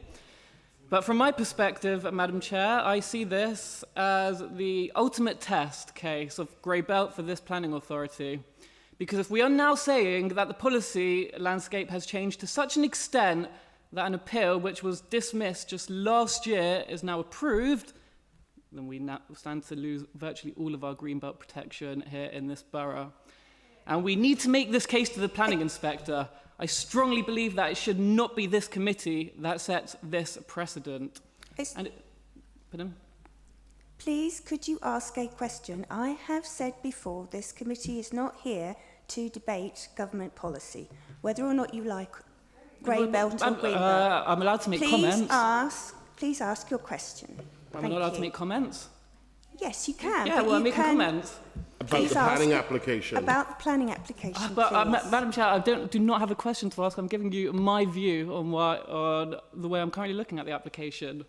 Okay, so I think I'm entitled to. And I'm saying I strongly believe that it should not be this committee that sets this precedent, and it should be the planning inspectorate. And we need to very clearly warn the inspector of the major implications for Hertsmere's Greenbelt if they find that 3/4 of a mile is sufficient separation between two towns. And I find myself unconcerned about the risk of costs being awarded against us because I can't see any circumstances in which a planning inspector would find that it was unreasonable to refuse a planning application that was refused at appeal just last year. So the threats from the applicant do not worry me, and therefore I see no reason why the committee should not vote to protect our greenbelt, and especially greenbelt that was considered unsuitable for development in our local plan assessments. So, Madam Chair, I'm currently very inclined to uphold the committee's original decision, because I do believe that this decision should only be overturned in extraordinary circumstances, and frankly, those extraordinary circumstances haven't been made yet. Excuse me, members of the public, as I have said before, yes, your guests here, please be quiet and allow the process to continue. Councillor Brisky, I'm astonished that you came up with all of that information directly from what the officer had said, and you are entitled to your opinion, as we all are entitled to our opinion on government policy, but may I remind people that we are here to review this application. And I don't mind people making some comments, but I do feel that we need to move on and actually scrutinise this application. So, Councillor Amron. Thank you, Madam Chair. I think, first of all, I want to say to Emily, another really good presentation yet again. I think everyone speaking this evening, whether it was for or against this application, has actually put their cases for or against extremely well. I even feel that Fairfax's sort of little speech was a bit more sexy than it was last time. And undoubtedly they have made a lot of concessions, both on what they're going to do and financially and everything else. I do have issues with highways as usual, sort of saying there's no concerns, but as apparently we can't refuse things on a highway issue, then there's not really much I can do about that. Although I have to say the crash barrier that has still not been repaired, so that's not really very good there. The question I would like to ask is, Emily and the rest of your colleagues, you were sent by myself some information from a planning barrister, Wayne Beglin, and I know you were sent it from other sources as well. You haven't really referred to it this evening, and it does, to many points, contradict the advice of the other cases that obviously, as a council, we've instructed. I just wanted to know what, if anything, you've actually concluded from that. Thank you. Thank you, Councillor Amron. Yes, you are correct. We have seen that legal note that was provided to us on behalf of Save Our Hertsmere. Sorry, I've been writing on it. There you go. Save Hertsmere Limited, my apologies. So we have had a look through this legal advice, as we did with the others. And what we have gleaned from that advice is that this decision, well, the grey belt is a decision for the committee. The decision is whether or not. Okay, I'm going to let Harvey answer this question. I don't. Apologies, Emily, but I think maybe Harvey would. Can I just say that I only saw insight. Thank you, Madam Chair. Can I also say that I only saw Beglin's advice about 20 minutes before the meeting commenced. I did have a quick read through it. It's very carefully worded. He is a junior barrister of many years' practice, but nonetheless he's not a KC as the other advisors are that you have before you. He tells us two things which I think are significant but unexceptional. The first thing, going back to something that Councillor Allen alluded to when he first spoke, is about discretion and judgment, and where does judgment sit, and are you entitled to disagree with, in this case, with the decision of Arup and the previous inspector in relation to Purpose B and the distance between Radlett and Bournemouth. And he makes the point that you can do that, you can depart from that on reasonable grounds. Well, that's unexceptional. That's not something that any of the officers would disagree with. It is about having a strong planning basis for departing departing from those inspectors' decisions. I would also say, as a matter of record, that the officers haven't based their assessment only on the Arup report and on the inspector's decision. They've also looked at the PPG the guidance in the PPG guidance, which indicates how you might do that assessment, and the officers have done an assessment about that and reached a different conclusion. So I think Beglin tells us nothing exceptional about that and nothing new.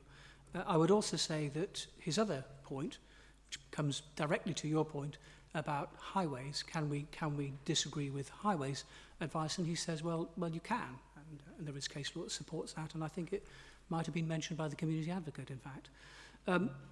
But what we would say is that if you're going to do that, again, it has to be on reasonable grounds. Now, I'm not a highways officer, and you're lay members, and I appreciate that. The reason why we consult highways, apart from it being an obligation, is that they do provide the professional advice on a highways assessment. I know that members feel very, very, very often, and from time to time, that the highways advice is contrary to your lived experience, and that's a frustration that I've heard expressed in the council chamber more than once. But I have to say, our record of succeeding on highways overturns is very, very poor. And I think if you are going to refuse on highways grounds, then you are going to need to do something which we as non-highways officers would struggle to do, which is articulate reasons why you think that the highways advice is wrong, and therefore for that reason take a different view. So yes, the principle is there, you can do those things. I don't think there's anything new in that. In the end, you've got to make your own decision based on the officer's assessment and your own assessment. Thank you. Okay. Thanks, Harvey. I mean, just very quickly, Chair, one last thing. I mean, it is very hard sitting on planning, and has become increasingly so over the last few months, I think, as everybody involved and watching in knows. And I find it is a difficult one. I find myself on a bit of a seesaw. It's very hard also to sit where I've looked at, neighbour responses. I mean, 2,500 against and 2 for. That's in the 2 and a bit years I've done planning, I've never seen anything like it. And to disregard the will of the people is also very difficult. Anyway, there we go. Thank you, Chair. If I can just very briefly come back in on the highways comment as well, further to what Harvey stated, just drawing members back to the previous application that was refused and then went to appeal. That was not refused on grounds of highways. And indeed, the highways matter was tested at appeal where the inspector was very clear in his statement that there was not a significant or adverse highways impact associated with the development. And that also came through in the Rule 6 statement, where that was not a ground from the Rule 6 party either. And in terms of what's happened in the intervening period, there hasn't been a significant growth of housing in the locality that would put a significant amount more traffic on the roads to take it from the position what was considered at a very recent appeal to where we are now in terms of the application before members. Thank you, Chair. Thank you. Councillor Sussman. Thank you, Madam Chair. Before I say my comments and question, I would just like to thank everyone for coming out tonight, and I've brought that up because they are not our guests, they are our residents, and that is really important. We're not here hosting them, they are here, we are an extension, they have elected us to represent them, so they are our residents, not our guests.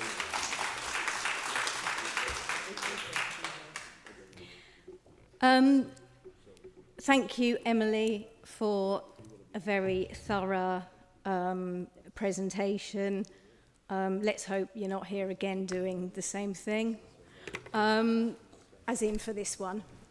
You can do others. The one thing that concerned me then concerns me now, which is the highways thing, as someone who lives on effectively right at the end of that road. I know that that's probably the road that I use most. There was a comment made about widening Shenley Hill at some point on your presentation.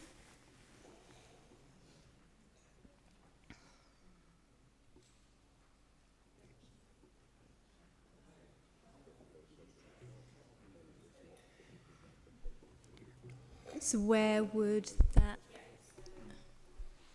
If I go back to the access, so if I get my laser pointer and I can just show you where the pedestrian crossing is here, so you can see that the road to the south comes into the site within the red line boundary, so that widening would allow for the pedestrian crossing to be implemented on the road. And what that would mean, and you will know this from driving up and down Shenley Road, is that the pavement on Shenley Road changes from I'm trying to think now, depending on where you look, but the left hand to the right hand side. So the pavement runs along the sort of front of the application site and then kind of runs out, and the pedestrians would have to cross the road quite unsafely to get to the other side of the road to the pavement. Obviously what this does is allow pedestrians to walk from Radlett up Shenley Hill, cross the road safely through the pedestrian crossing, and then continue on a pavement, which is a safe way to travel. At that same point where they would cross now?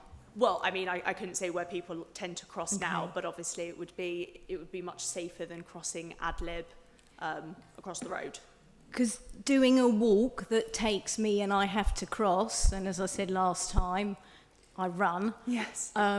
It's on a bend, and whether there's a crossing or not, it is still on a bend. So that is, so the one thing that's sort of that can't be done is anything with the road, which is a concern. Look, the position we're in, and taking into account what all my colleagues have had to say, is that when we were here last meeting, hearing another application for the second time, there were demonstrable special circumstances. We had a letter from a doctor's surgery promising the doctor's surgery, not for this application, for the one we sat on last month in Bushy. That offered so many very special circumstances, and it's difficult to see those in this application compared to that, having had to sit through that again for a second time. I think that's all I've got to say, really. The one thing that I'd like to see improvements on and changes just can't be done, and is what it is. I mean, without sounding like a broken record, obviously, the location of the access and the pedestrian crossing have been considered by a county, by the road safety audit team, so not just an individual officer, an actual just an organisation within county that look at these road safety audits and make an assessment on whether something is safe or not and raise no concerns. And again, like we said, the inspector saw no reason with the information that he had in front of him, and that includes information that was given at appeal from local residents who came and spoke, that there would be any severe harm to the local highways network. With regards to the very special circumstances, obviously I have to point out that the application that was heard at the last committee, which came for a second time, was granted on the grounds that it was agreed that that was a grey belt designation. However, I understand what you are saying, that there were very special circumstances put forward that you don't see here.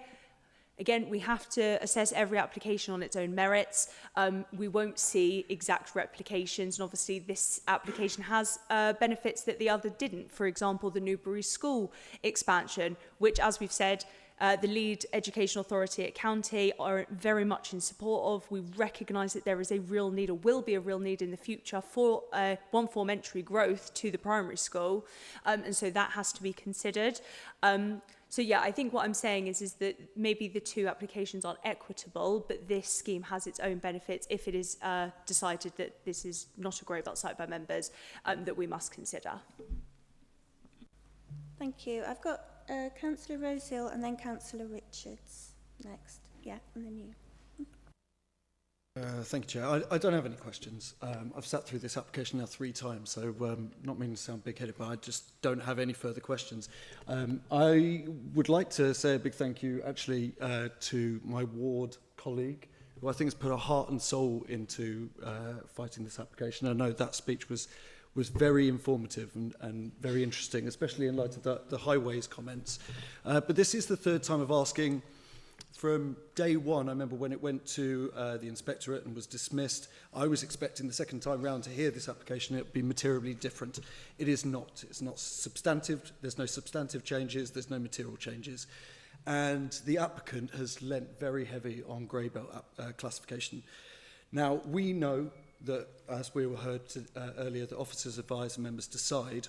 We take our views from barristers, from KCs and officers and such, but also for the residents.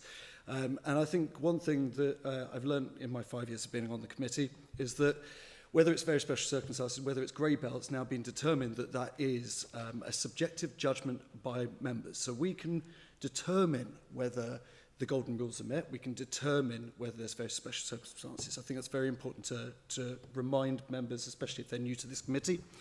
But I've seen more contrasting evidence against grey belt than for grey belt. For context, the inspector dismissed the appeal in January 24, but nothing written material has been added. I think the affordability in the land for medical and the school, they're offered, but they are purely mitigations or requirements. There's nothing out there that is to the betterment of the area, which is something that is classified in the MPPF. I also want to raise one thing, because I know it's been heard a couple of times about the Red House surgery. For clarity, they have no interest. They have written to APC, Alderman Parish Council, they have no interest in that site. So anything we talk about Red House, or we talk about the medical facilities, it's not a very special circumstance in my eyes, because it's not going to happen. So looking at the conclusions that we've made, I think the A and B on the golden rules are the most important thing. Preventing sprawl, I have no idea how we've defined that as moderate. For me, this is an example where it strongly contributes to green belt because it prevents sprawl. So the fact that we've decided this is moderate, I think is wrong in the first place. I would probably tend to agree on point B with regards to merging, that would be moderate, but I have found strong rules that contradict the fact that it is grey belt. Therefore, in my eyes, it is green belt. The inspectorate didn't think there were very special circumstances then. I don't think there are now. I also want to raise one further thing, which was about safety. The point about highways, where there were 22 accidents or incidents over the last 4 years, it still seems quite high. And if you drive up and down that road, it is immensely dangerous. What that highways report doesn't really do is, if that application is built there, how many incidents are going to happen after that? And I know from driving up how unsafe it is. The crash barrier is by the playground. Okay, so it is going to be unsafe. It is not policy compliant in the slightest. And I'm disappointed that we have been here for 3 times in a row to see exactly the same application, which hasn't been material changed. And that's a really disappointing thing for me. Thank you very much, sir. I've got Councillor Richards, wish to speak. Thank you. Many thanks. I am hearing this for the first time, being new to the committee, and I should say apologies I couldn't be here for the planning technical meeting. I'm so new to the committee that I wasn't able to free up the time to join. So apologies if any of this has come up. But I'd like to I put my hand up before the highways issues was raised, but I don't think it should be overlooked in terms of looking at the map and knowing the road. There is, not much distance between that corner and the access, and seeing as this is reserved matters, then there isn't much else that we can sort of interrogate.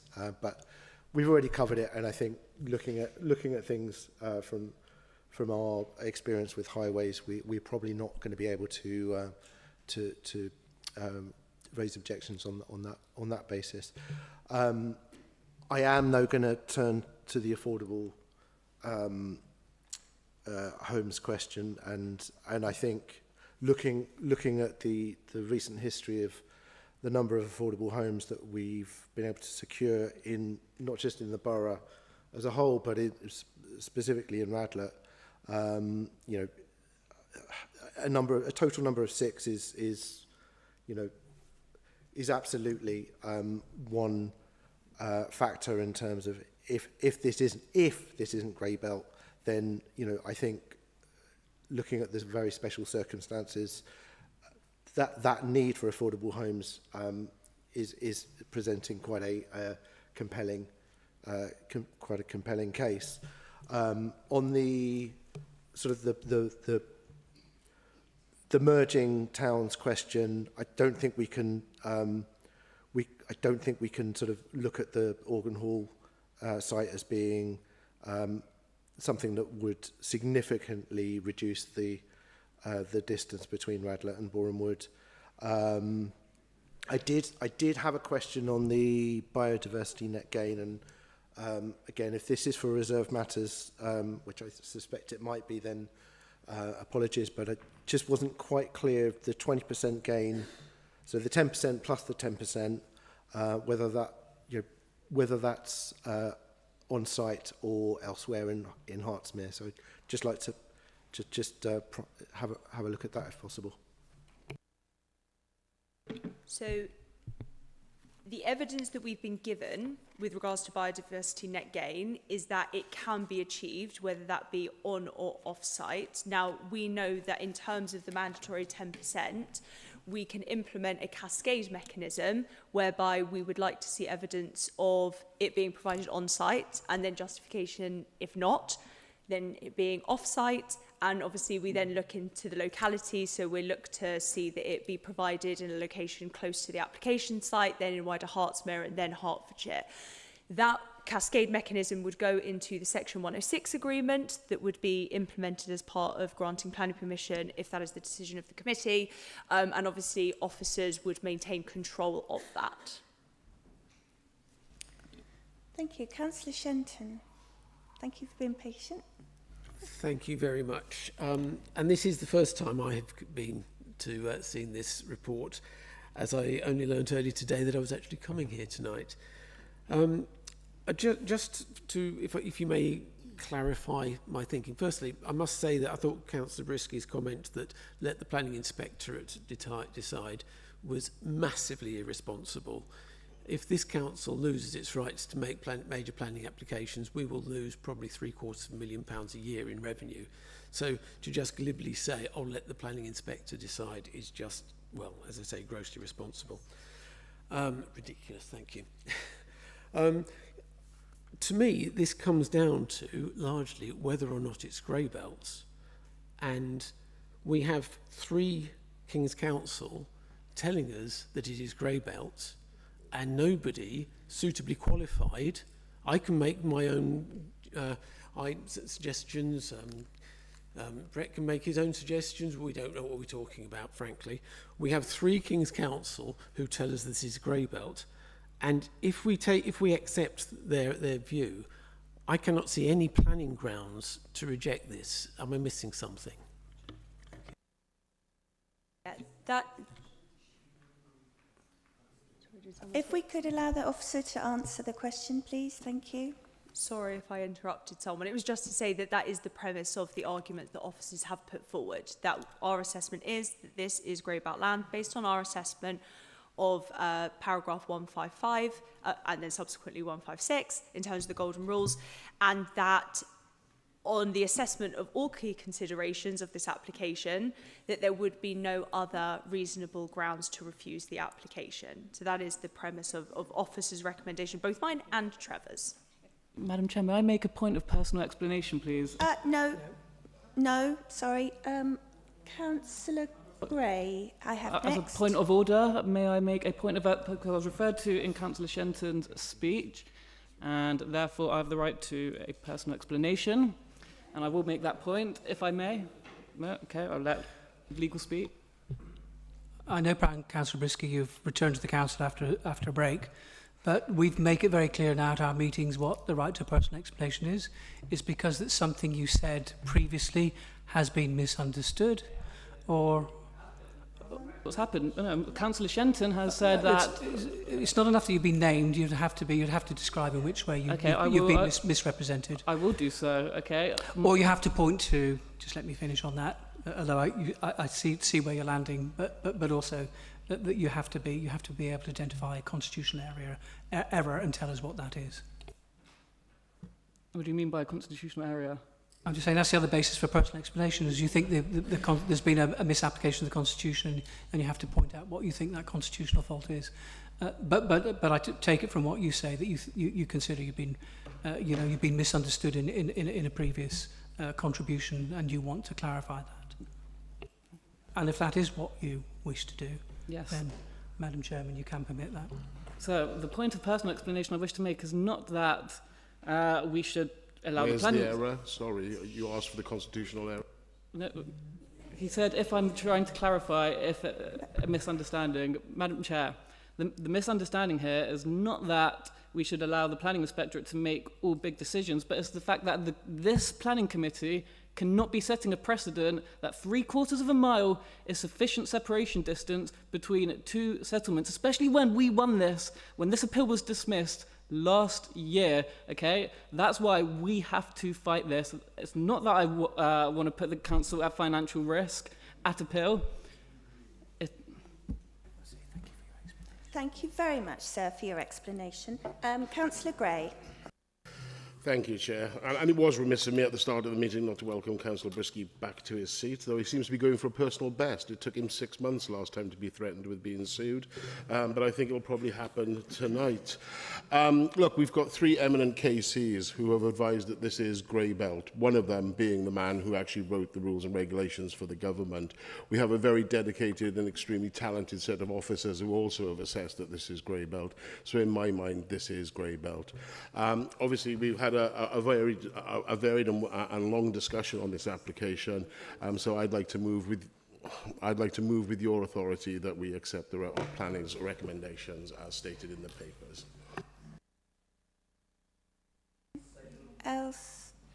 Councillor Allen wished. Does anyone else wish to second? Councillor Kaza? Yes. Okay. So you are proposing that we accept... We accept the officer's recommendations as set out in the papers. Okay, yeah. thank you, sir. And Councillor Kaza seconded. Okay, we will now vote. Thank you. No. Can I please ask my question? Because otherwise you can just sort of guillotine it by doing that. Can I make my point first, please, before that? If you must, yes. But when someone has proposed and someone has seconded, I am supposed to say that's it. And we have been discussing this for 2 hours.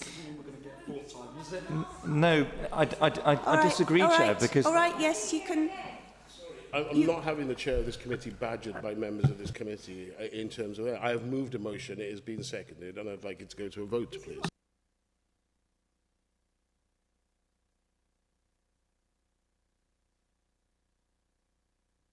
I'm more than happy for you to invite officers to make any comments they wish before we go to the vote.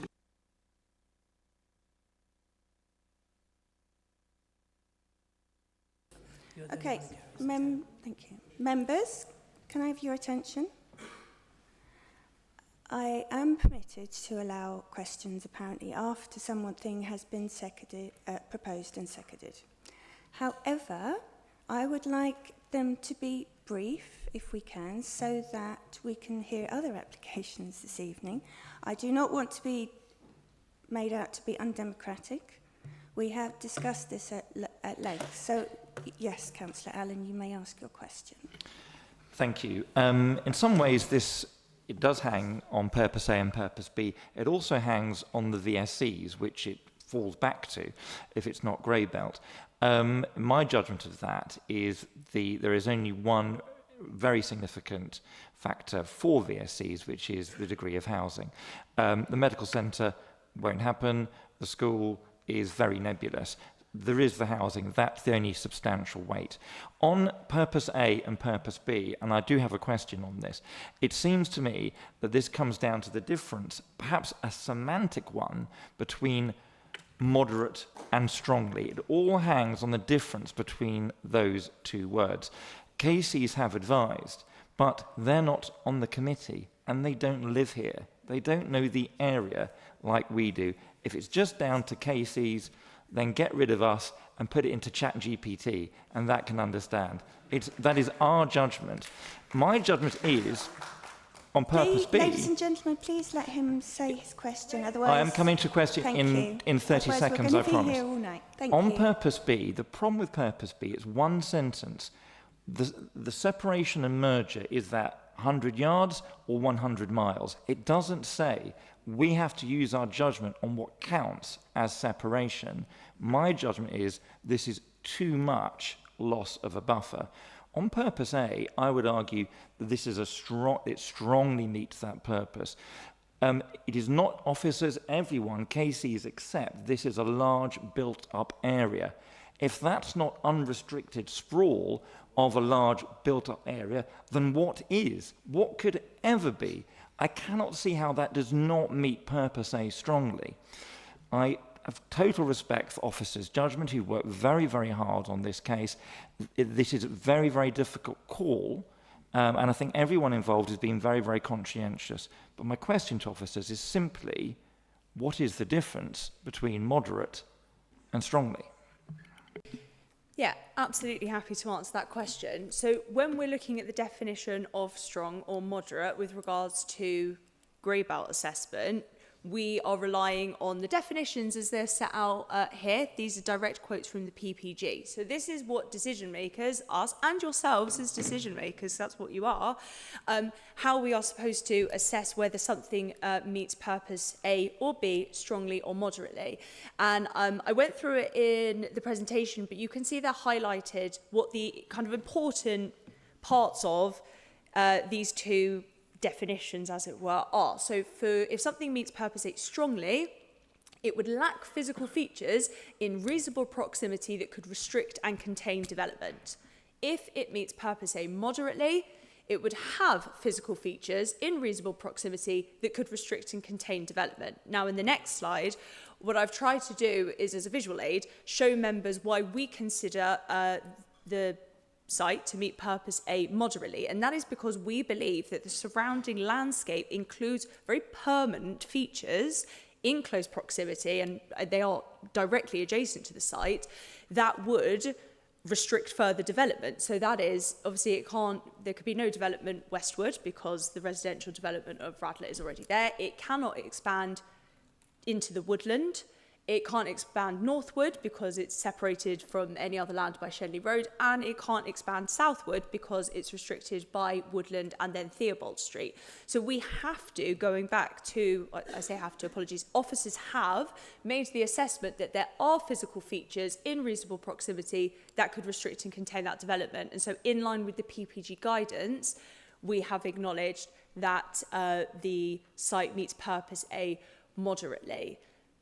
Now, obviously, we can refer back to, as I mentioned, the inspector's decision on the previous application, who also agreed that it meets purpose A moderately.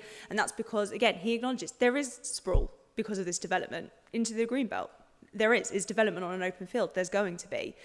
But the amount of only 8 hectares is considered to be a moderate sprawl. Again, when we look at the Arup study from 2021, it also acknowledges there to be it meets purpose A moderately. So officers have taken all of that assessment to come to the conclusion that this site would meet purpose A moderately. That is the process of making that decision. And the same goes for purpose B. I know you didn't specifically ask, but just to go through it again, we have there the definitions from the PPG. What do we consider strong?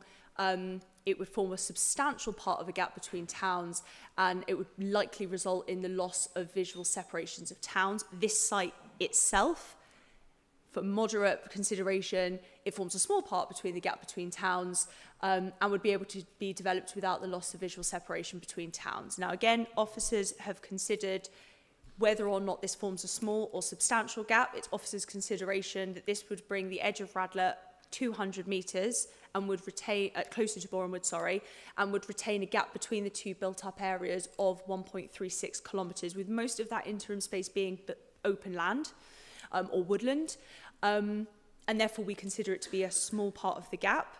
And then when we're looking at visual separation, we're looking at whether or not I don't know how else to say it, there is a visual separation. And that's why I wanted to show members that video, because I think when you're looking at a map, maybe it's hard to discern whether or not there's a visual separation. But when you're looking at on the ground, how people will be experiencing the township of Radlett and then the township of Boreham Wood, from officers' consideration and experience, there is a noticeable visual separation as you drive down Theobald Street, which is the main thoroughfare. Again, that's how we've come to that decision, utilising those PPG guidance. Thank you. Does anyone have anything else they'd like to ask or add? Yes, Councillor Gray. Just on that point about A and B, though, my understanding is correct. It only needs to fail on either A or B. It's not both in that regard. So, only on one. Yeah, it only needs to perform strongly in one. And if it doesn't meet What I'm trying to say is we've both graded these as both moderate, so therefore it has failed on both of them, but they're not a cumulative effect. It just needs to fail on one of them. It needs to be moderate on one, and we are grey belt.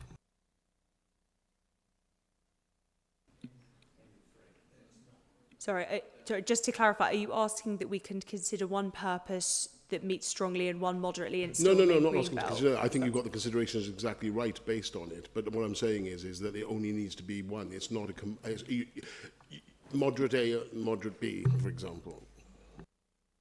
Yes. Sorry, just to clarify, in order for the site to be considered to be grey belt, it has to meet purpose A, B and D moderately, which of course officers consider that it does.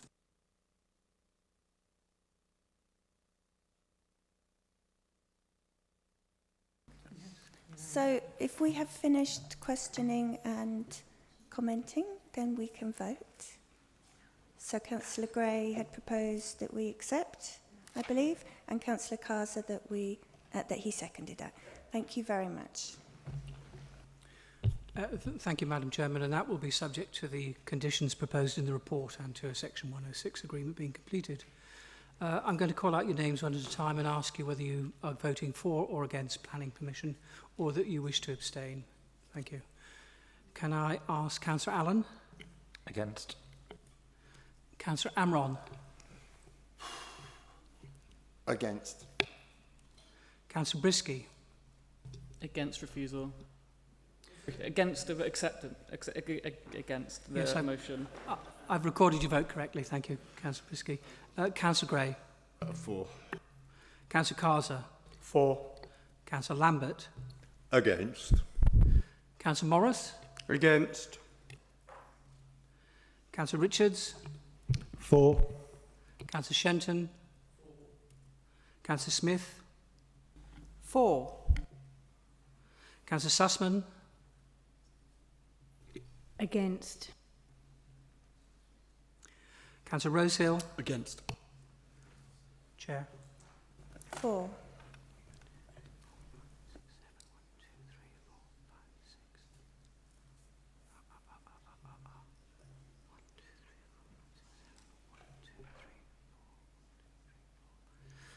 That motion is lost by 6 votes against to... Sorry, 7 votes against to 6, 4. Thank you. Councillor Rosehill, yes. As this has fallen, I'd like to propose that we refuse the application based on the fact that I believe that it strongly contributes to the green belt and therefore doesn't classify as grey belt within A and B golden rules. And as such, looking at the very special circumstances without green belt, they have not been demonstrated. That is my reason for refusal. Thank you very much. Yes, Councillor Lambert. I'd like to second that motion. Thank you very much. So we can vote on that. If 1 moment, sorry. Let's do it a third time. Sorry, you're waiting to hear from me? Don't we need to hear from officers at this point? Yes. That's the problem that happened last time. That's what I was going to say. We don't want to be here for a third time. And as I said, this right, exactly, this right, well, I had my finger on the button, Councillor Allen, Indeed, so I didn't want you to worry too much. And let's be clear about what I said earlier about the planning code saying the officer right of reply. It is, in fact, effectively to give you a cost warning. So I am bound to say that before you take a decision, I want to make the following points. You've had the officer assessment and they don't believe that the site performs strongly against either purpose A or B, and therefore it's grey belted on their assessment, meets the golden rules, and you're recommended to grant permission. Now the question then is that if you refuse on the grounds set out by Councillor Rosehill, it is the officer's view that this will go to appeal. I think that's unsurprising. We think that there's very likelihood that given the officer assessment, given the advice of, unusually published advice of the KCs for the applicant, including the King's Council who advised the government on this particular policy, but also, and more particularly, the advice of our own council, who I would say they don't advise in a vacuum, because effectively our council, which is the advice I principally rely on, looked at and provided advice based on the officer's professional assessment. So we have a position where our legal advisors consider that it's grey belt, but that advice is based on an agreement with our officer's assessment. There is only one weak point, I think, in Rupert Warren's advice, which is the idea which Councillor Selby rightly put to bed, I think, which is that Radlett is a village. It's not a village. It's a large town, but that, I'm afraid, is, in my assessment, is only a poor part of the advice from the developer, because to a degree they would say that, wouldn't they? Which is why we took our own advice. Now, costs are awarded either in whole or in part based on unreasonable behaviour, but it's very clear from the guidance on unreasonable behaviour that disregarding legal advice can be those circumstances. I mean, the inspector is going to look for substantial evidence in support of your ground of refusal when you make it. If he doesn't find that, there's almost certainly going to be a cost application following, and we did send members at an earlier stage a cost application made by Fairfax Homes, the developer, which was successful, but we didn't provide that to you because we thought that was analogous to this particular application, but only that the developers are more likely than not, if they think the grounds exist, to make a cost application to do so, and we think there's a reasonable prospect for success. The cost of that appeal could be very significant, and they will be borne by the taxpayer. And so the second thing I'd like to say to you is that we think that's a real risk. And I've heard it said before, well, that's the cost of democracy. And I'm sure that's what the residents would think too. That's the price of democracy. But I have to remind you that you are stewards of the public purse. And stewardship is one of the principles in the Nolan Principles which govern public life. And we consider as officers that your approach to matters like this is you should treat the council's resources as if they were your own resources. And I'd say to you, if there was a risk of a cost application with a north of £100,000 a bill, would you think of it differently if you had to pay it or if the taxpayer had to pay it? So I'd ask you to take into account. Well, what I'd also say is that if you do refuse this application, the officers will, of course, do their best to defend it. We did that in the Sky application. I have to say, just as a matter of fact, that Chartered Town Planners are required at planning inquiries to give their professional opinions. They're not there to relay the sentiments of the planning committee, however articulately expressed. They're there to give their own views, and they're going to be cross-examined on that, and their professional reputation to a large degree will depend on that. And we did have difficulty finding representation for the Sky Phase 2 application, if you like. We will, I think, have to work very hard to find support for it. But if that is your decision, we as officers will do our best to find support for that. Can we not be so downbeaten? We're sort of almost playing that we've lost. And in reality... Chair, I think sorry, no, wait a minute. This is an appropriate moment to ask for an adjournment so we can talk to lawyers in private. There is some serious reputational damage to this council, and the ability for this council to actually determine planning applications going forward. I have some serious... Councillor Gray, I don't need you to give a cost warning on my behalf. Can I just... Look... And the purpose of my advice to you is that we believe as officers there will be an appeal against this, there'll be a cost application. The cost application is more likely than not to be successful, and the taxpayer will pay it. And I'm asking you to take those matters into account. Well, you're entitled to take whatever view of it, but that's the point. And I don't believe that a price of democracy argument trumps proper consideration of the public purse. Thank you, Chairman. Thank you. I think we should...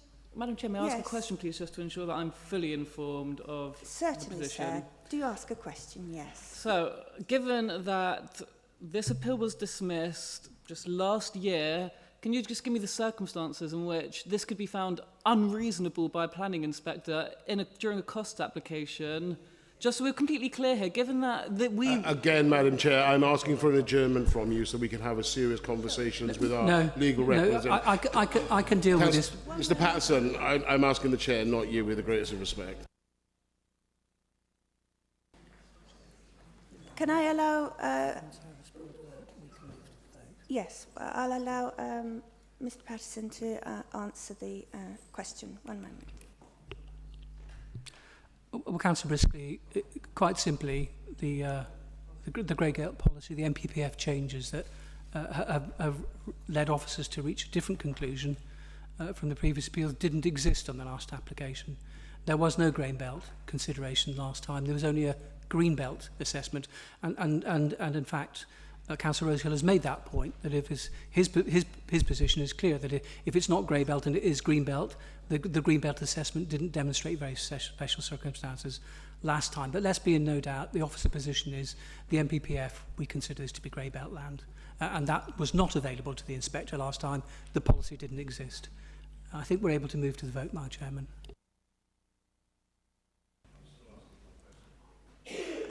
So, Councillor Gray, do you have a question? And then I think I still think we need to have an offline conversation about the financial and the serious implications and the risks to this council in not actually having a planning department going forward. You talk about democracy, we're in a very dangerous position of not actually being able to determine any planning applications. Thank you. Ladies and... Yes, I appreciate, Councillor Gray, I understand your concern. I think we should move to the vote. I think that legal has made it obvious to people the implications of our decision making. I think it's pertinent that we vote now. Thank you. This is a proposal which has been moved and seconded to refuse the application on the grounds that it's not grey belt because this site strongly performs against both purposes, A and B, and that there are no very special circumstances which would justify a permission on this site. Councillor Allen, do you vote for or against that proposition? For. Councillor Amron? For. Councillor Brisky? For. Councillor Gray? Against. Councillor Carter? Against. Councillor Lambert? For. Councillor Morris? For. Councillor Richards? Against. Councillor Shenton? Councillor Smith? Against. Councillor Sussman? For. Councillor Rosehill? For. Chair? Against. That motion is carried. Thank you very much. I think we have a small recess. Thank you very much, members of the public. Can you come back here in 10 minutes' time, please?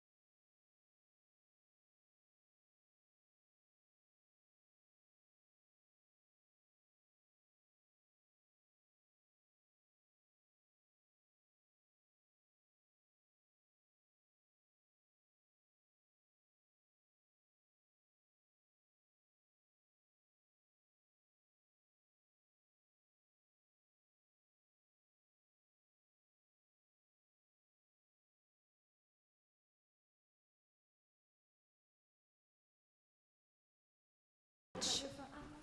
I think we're ready now to hear the second application when computers have been switched on. Thank you.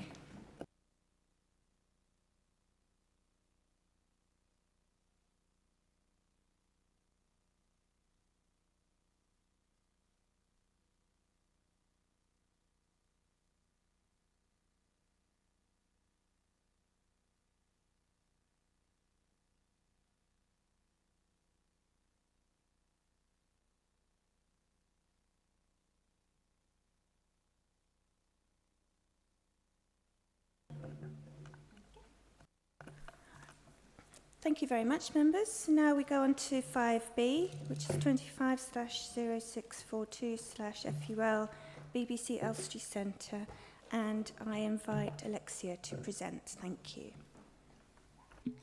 Thank you, Chair.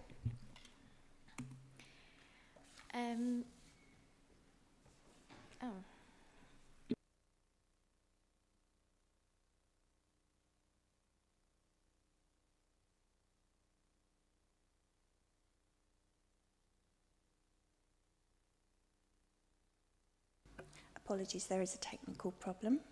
We'll be with you momentarily.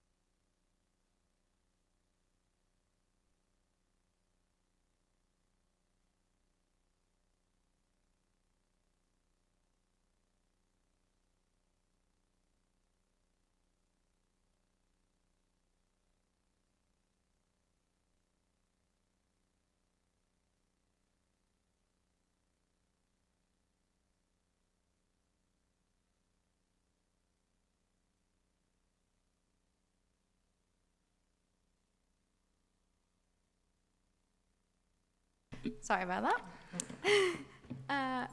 So the application is for the demolition of the existing buildings and provision of a film and television complex with ancillary floor space, backlot, multi-storey car park, landscaping, infrastructure and associated works.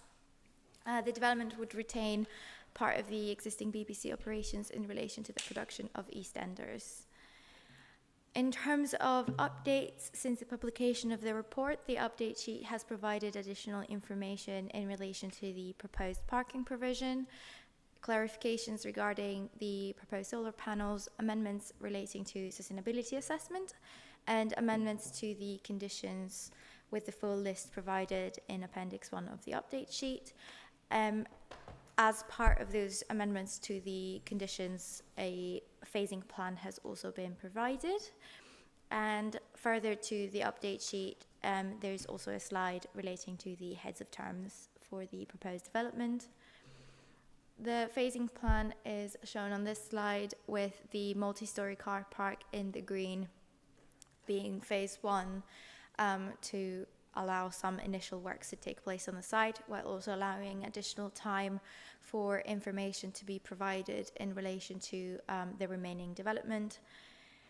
In terms of the heads of terms, there will be a general monitoring fee for the Borough Council, a B&G monitoring fee for the 30-year period, and a cost associated with the monitoring of the travel plan, which will be undertaken by HCC. There's a Beryl Bikes contribution in terms of full-time equivalent employees, And there's also a contribution to provide additional infrastructure on the Elstree Way corridor, which is considered relevant to the development.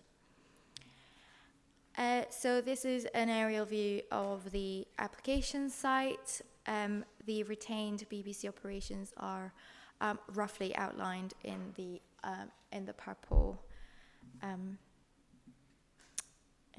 area.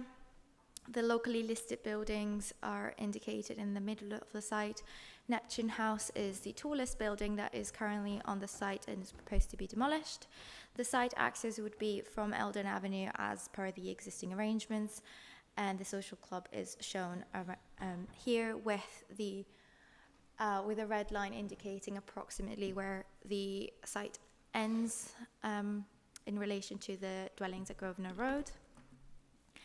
This is the layout plan of the existing site. Anything in the red would be part of the demolition, and the remaining site would be retained for EastEnders.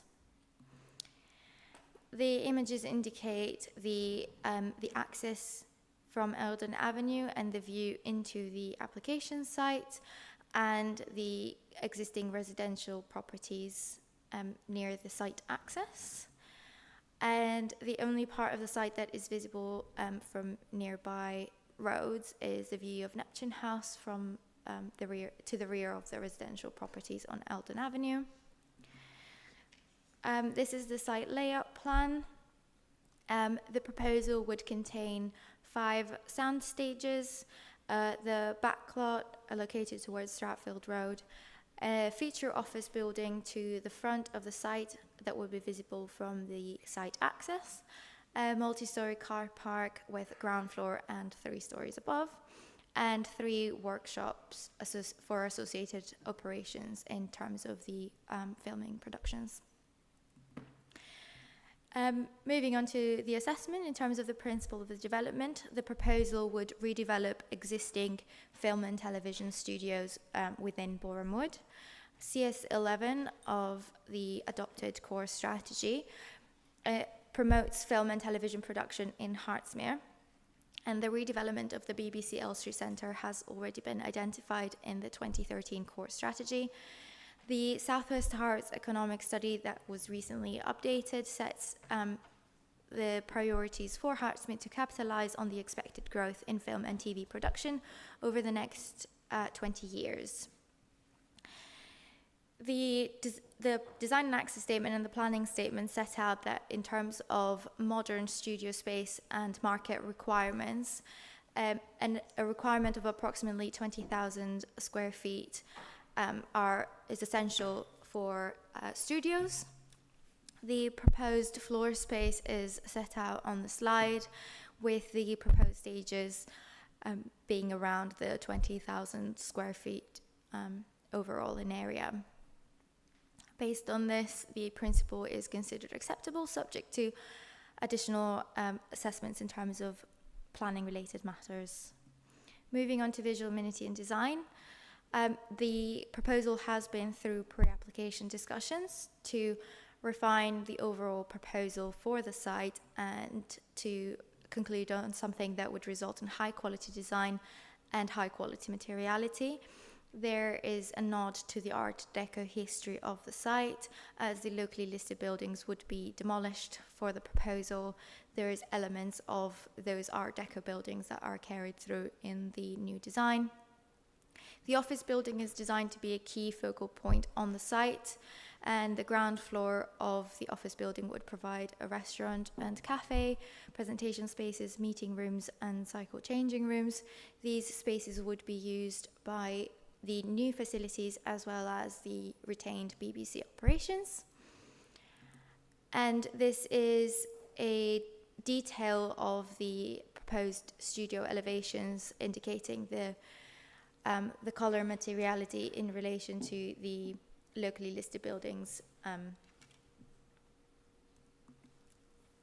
It is acknowledged that the studios C, D, and E and the multi-story car park would have large continuous elevations that would result in dominant views, and that is partly considered as a harm of the proposed development. However, this is addressed further in the planning balance.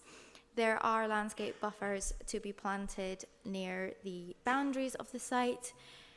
This is in part to mitigate the dominant views that would result from the surrounding areas.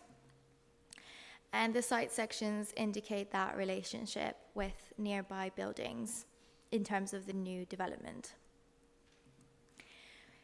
The site is surrounded by residential properties. As you can see, there's Eldon Avenue to the east of the site, Stratfield Road to the north, and Grosvenor Road to the south. The separation distances are set out in the diagram, and they were also included in the committee report. A daylight and sunlight assessment was submitted alongside the application. 144 windows were assessed within the assessment, and 123 of those windows would meet BRE guidance. The BRE site layout planning for daylight and sunlight is a guide to good practice, and as such, it is not policy. However, officers have acknowledged that there is a limited impact occurring to habitable windows in living spaces.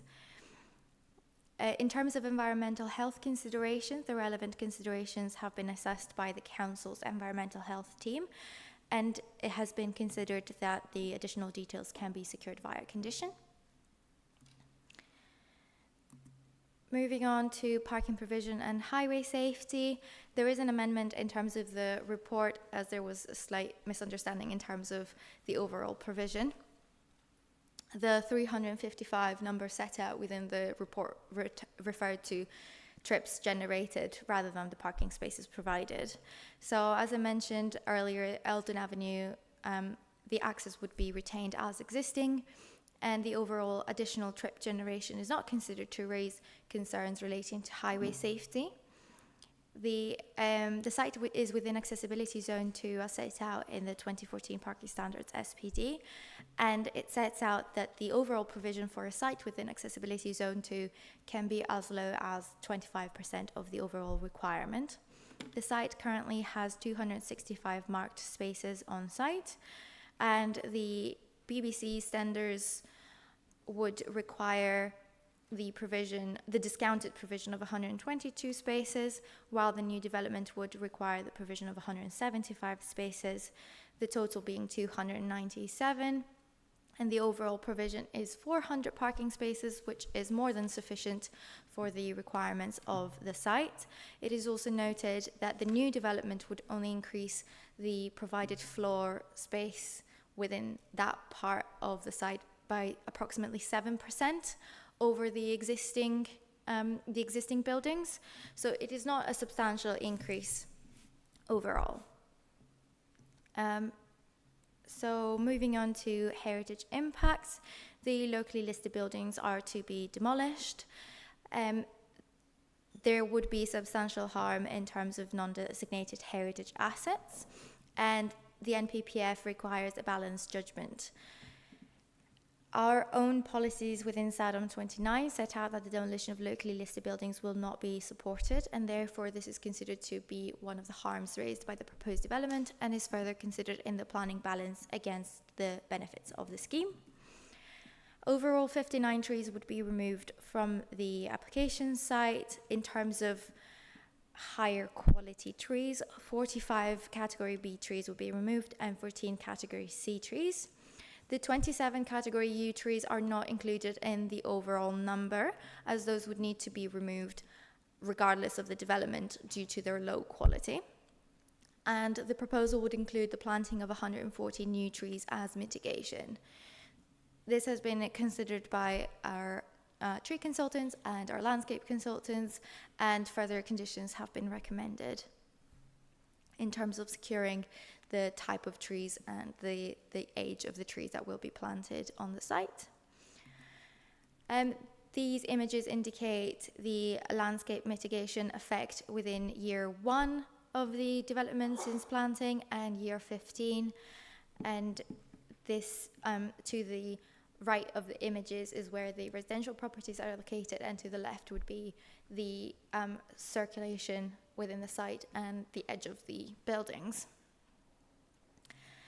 This is a further CGI in terms of the landscaping proposed to the front of the office building. In terms of ecology and B&G, the net gain for habitat units would be 11.71%, and for hedgerow units would be 20.15%. And ecological enhancements are recommended within the preliminary ecological assessment, and they're set out within the committee report. In terms of flood risk, the site is within flood zone 3 and has some surface water flood risk as well. There were initial objections raised by the Environment Agency and the lead local flood authority, but those have since been resolved and conditions have been recommended to secure additional details. And in terms of the sustainability of the overall development, the scheme would provide 1,600 solar panels on the studio roof, and reduction to carbon emissions would be achieved through B-Lean and B-Green measures. And the proposal would also seek to achieve industry standards in terms of sustainability. So moving to the planning balance, as mentioned already, the proposal would result in some visual harm in terms of the bulk and massing of the buildings. There would be heritage harm through the loss of non-designated heritage assets, and there would be impact on neighbouring amenity, albeit limited. The removal of existing trees is balanced by the mitigation of planting. And moving on to the benefits of the scheme, the proposal would create 702 full-time equivalent jobs in Hertsmere during the operational phase, and there will be gross value added within Hertsmere during the construction and operational stage of the development. The committee report also sets out the job creation and GVA nationally as a result of the development as well. And 4.3 million would be accrued in business rates annually for Hertsmere. In terms of social benefits, the proposal would meet modern market requirements for the continued support of the film and television industry. And it would also support the creation of new skills, training and work experience. And the operational employment skills and training strategy would further provide opportunities for the local area. There are some environmental benefits as well to the scheme in terms of the proposed planting and the B&G above the 10% requirements, and therefore officers conclude that the benefits would outweigh the harm and recommend that permission is granted subject to Section 106 and the conditions set out in the report. I have some pictures to end. So this is the elevations of the feature office building, with the green giving that nod to the Art Deco buildings as well. And the crystal style windows have been also designed to kind of add that element too. And the tiles, the green tiles to be used for the multi-story car park would either be the tiles reused from the existing locally listed buildings or something similar in terms of a replacement. And the clock is also from the locally listed buildings to be reused to keep the history of the site. And the CGIs of the sound stages. And that is the end of my slides. Thank you very much.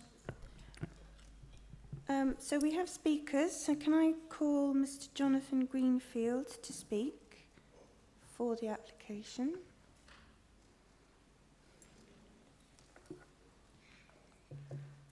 Thank you, sir. You will have 3 minutes. Thank you. Good evening, members, officers, ladies and gentlemen. I'm Jonathan Greenfield of Oxygen Studios, and I appreciate the opportunity to speak this evening. Thank you. Firstly, we want to thank everyone who's contributed to the consultation over the past 2 years.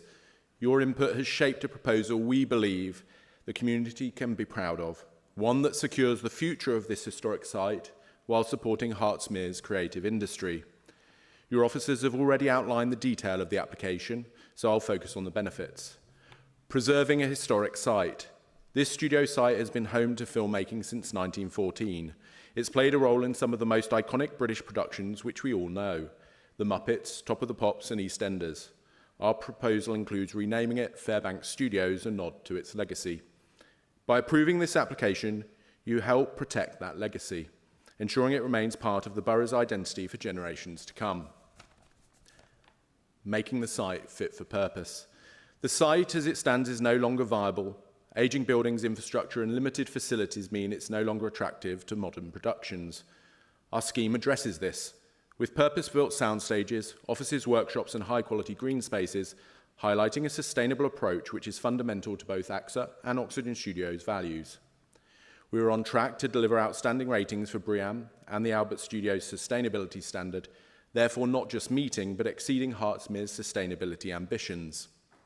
This will help attract top-tier productions to Elstree and Borough Wood, creating significant new opportunities locally. Continuing the legacy of our studio, we aim to deliver a modern facility that complements our friends at Elstree Studios and Sky Studios Elstree.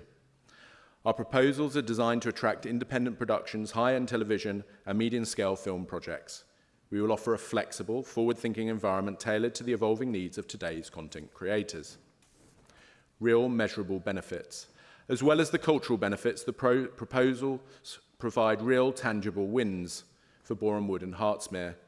Protection of existing jobs and creation of new ones, creating 220 jobs during construction in Hertsmere, 389 nationally, 702 full-time roles during operation locally, 1,226 nationally, 80 million of annual inward investment, increased support for the High Street, education and employment pathways. In the words of the Elstree Screen Arts Academy, we want to reassure the committee that there are very exciting benefits and opportunities for the local community.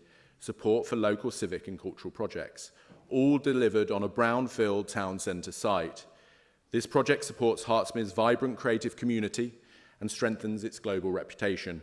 We hope you'll support this application and help Fairbanks Studios continue its remarkable story right here as your neighbour in Borough Wood.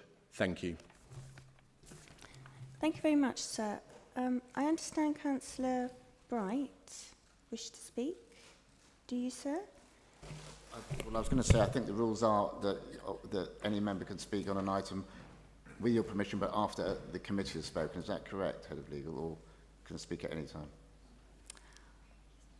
That's a good question. I thought members could speak before. I don't know. I'm seeking advice. I will ask. Thank you. Can he speak whenever? Well, you shouldn't. Councillor Bright, we've got to be realistic. When we're in a debate on the planning considerations, it's not appropriate to have representations. The members of the planning committee who are charged with making a determination in this application should consider it with the benefit of your comments. If you have any to make, the chair has expressed that she's willing to exercise her discretion to allow you to speak now and is willing to give you 3 minutes. Thank you. Well, thank you very much. I'm not speaking as a community advocate. I'm speaking as a local councillor, borough and county local resident for 35 years, and also someone who's worked in the industry for 30 years. It was literally, colleagues, a few weeks ago that myself, I know others, went on a tour to see what BBC Elstree looks like now. I was there the same day as Councillor Shenton and Councillor Sussman. They didn't discuss planning, I can tell you, but we were looking around to see what the site was like. And it's worth reminding everyone that it was exactly 3 years ago this week, 3 years ago, that the BBC announced they were going to sell off the site. And the plan was to keep the BBC, the EastEnders part of it, and then the developers could do what they wanted with the rest of it. And it was 15, 20 years ago, they were going to sell the whole site, and it was going to be 650 houses. Where we got to that day 3 years ago, myself and Oliver Dowden with the Director General was saying, hold on a minute, the BBC have responsibility, which extends far beyond pounds, shillings and pence, beyond just saying we want 80 million quid for the sale of this land. It's our BBC. They should make sure that it's the best value for the community. And it was no doubt that the community did not want, at a time when there were applications coming in for studios on greenbelt sites, studios on brownfield sites being knocked down, because there are stages there, don't forget. And the BBC were convinced by that, and it was opened up to only those people in the industry. Lots of people applied. And where we are 3 years later is, after 2 years of consultation with Oxygen, really throwing themselves into speaking with the community. And I don't think we often see this in the way that we've seen this. I'm sure all members who have been to these in the last year or two will agree. that this particular group have gone out and above their way to make sure that everyone has been consulted with. What does the community want? What do people want, etc. And what they want is the continuation of media facilities fit for this century. What they want is local jobs, local civic pride, and to continue the history of moving forward. And that's what I believe has come forward here. It is rare to get a company that gets it. They get who we are. They get the creative industries, goes through our blood in Elstree and Bournemouth in particular, but of course the whole of Hertsmere. And so, as I say, when I was standing there a few weeks ago with Councillor Shenton and Councillor Sussman, and I know others have already been there, we knew how important it felt that this was a moment in time when we'd all be able to turn around and say, what can we do for the betterment of our local people and for the creative industries moving forward. I don't have to run through the plans. You've got the plans in front of you. And as I've said, I'm speaking tonight as someone who's been involved in this for a very long time, not this particular application. And I'm very, very pleased to see what I'm seeing. And I also say it on behalf of the late Paul Welsh, who I've got an email from saying, the meeting went very well with the BBC. I have high hopes. And that was 3 years ago. And wherever he is now, I hope Paul's looking down saying, this committee and this council has done good. I hope you'll support the application. Thank you very much. Officers, do you have any comments before I ask members? No? Members, do you have any questions? Oh, sorry. Councillor Richards. Thank you, Chair. My first impression certainly is the presentation and the report of that it's been really well put together. I think there are obviously part of me being a Bushy councillor has seen over decades the loss of sort of locally listed heritage sites there and with some some sadness and I think it's always a shame that when the original kind of assets are in place that they can't always be saved, but I think on balance it looks like a reasonable proposition and I'm greatly heartened as well by the changes, the amendments to the biodiversity aspects, and certainly have confidence in the climate change officer to have worked well in terms of the solar aspects. So I think on balance this looks like a good application. Thank you. Thank you. Councillor Allen. Thank you. As mentioned, I live not very far away at all, and I have worked in these studios a few times in my day job. And with the greatest respect, I think probably most would acknowledge who've worked there, the present studios have seen better days and possibly are not as attractive to the industry as they might have been a few generations ago. And I think from the point of view of somebody who's a member here, who lives quite nearby and works in the industry, I think this is an extremely welcome proposition to which I'll give my full support because I think it's really fantastic to see a company invest so much in this site to preserve and maintain filmmaking and TV making in the heart of this borough, maintaining a tradition that's gone on for more than a century. And from everything I can see from what's been put forward, the facilities will be very attractive to filmmakers and TV makers. I shall give this my full support. I'll add one little thing, which is not a material planning consideration at all, but when the time comes to dismantle what's there, especially Studio D, maybe the owners and developers would be minded to save a few mementos for the Bournemouth Museum, or perhaps from of all the lovely fixtures and fittings and studio lights and parts of the galleries could be either given to schools and groups in the community or perhaps auctioned for charity. Thank you. Councillor Brisky. Thank you, Madam Chair. This site is situated in the fantastic ward of Bournemouth Brookmeadow that I represent. And as Councillor Bright alluded to, I recall the moment that I heard the news a few years ago when that the BBC have hoisted the full sale sign above the site And I was overcome with a little bit of anxiety, you know, because were they going to turn it into flats? But luckily he, together with Oliver Dowden, met with the Director General of the BBC, and we received assurances that the site would be preserved as a site of film and TV production, as it has been for the last century. So, Madam Chair, there is a presumption in favour of sustainable development under the MPPF, and the application before us is an excellent example of sustainable development. This will ensure that the present BBC Elstree site continues to deliver world-famous productions for the next century, and therefore I can't help but give it my full support. Thank you. Thank you, Councillor Sussman. Thank you, Chair. I would like to say that having visited the site and seen it, I think it's so heartening to see the regeneration of it, and I'm very supportive of this application. And again, not a planning consideration, but the fish, please do keep them on site there, because they are absolutely wonderful, and look after them during the build. Thank you. Thank you. Fish? I don't know about the fish. Allow my I do know about the fish.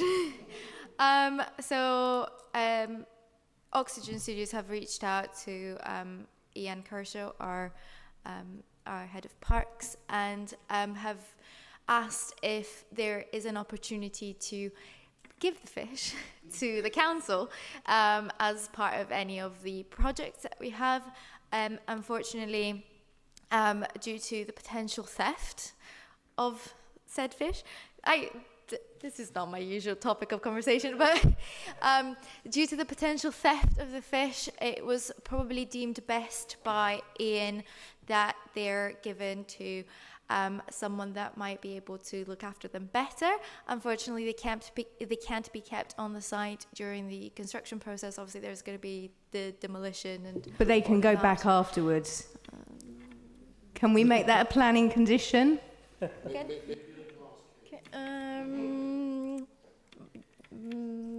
Potentially. Heritage. I'm not sure. I don't think that there's. I'm not sure.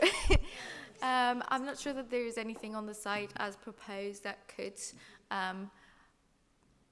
home the fish. But yeah, I think the best endeavours have been made to try to find a solution. I think at this point it will be best to relocate. Yes. Thank you.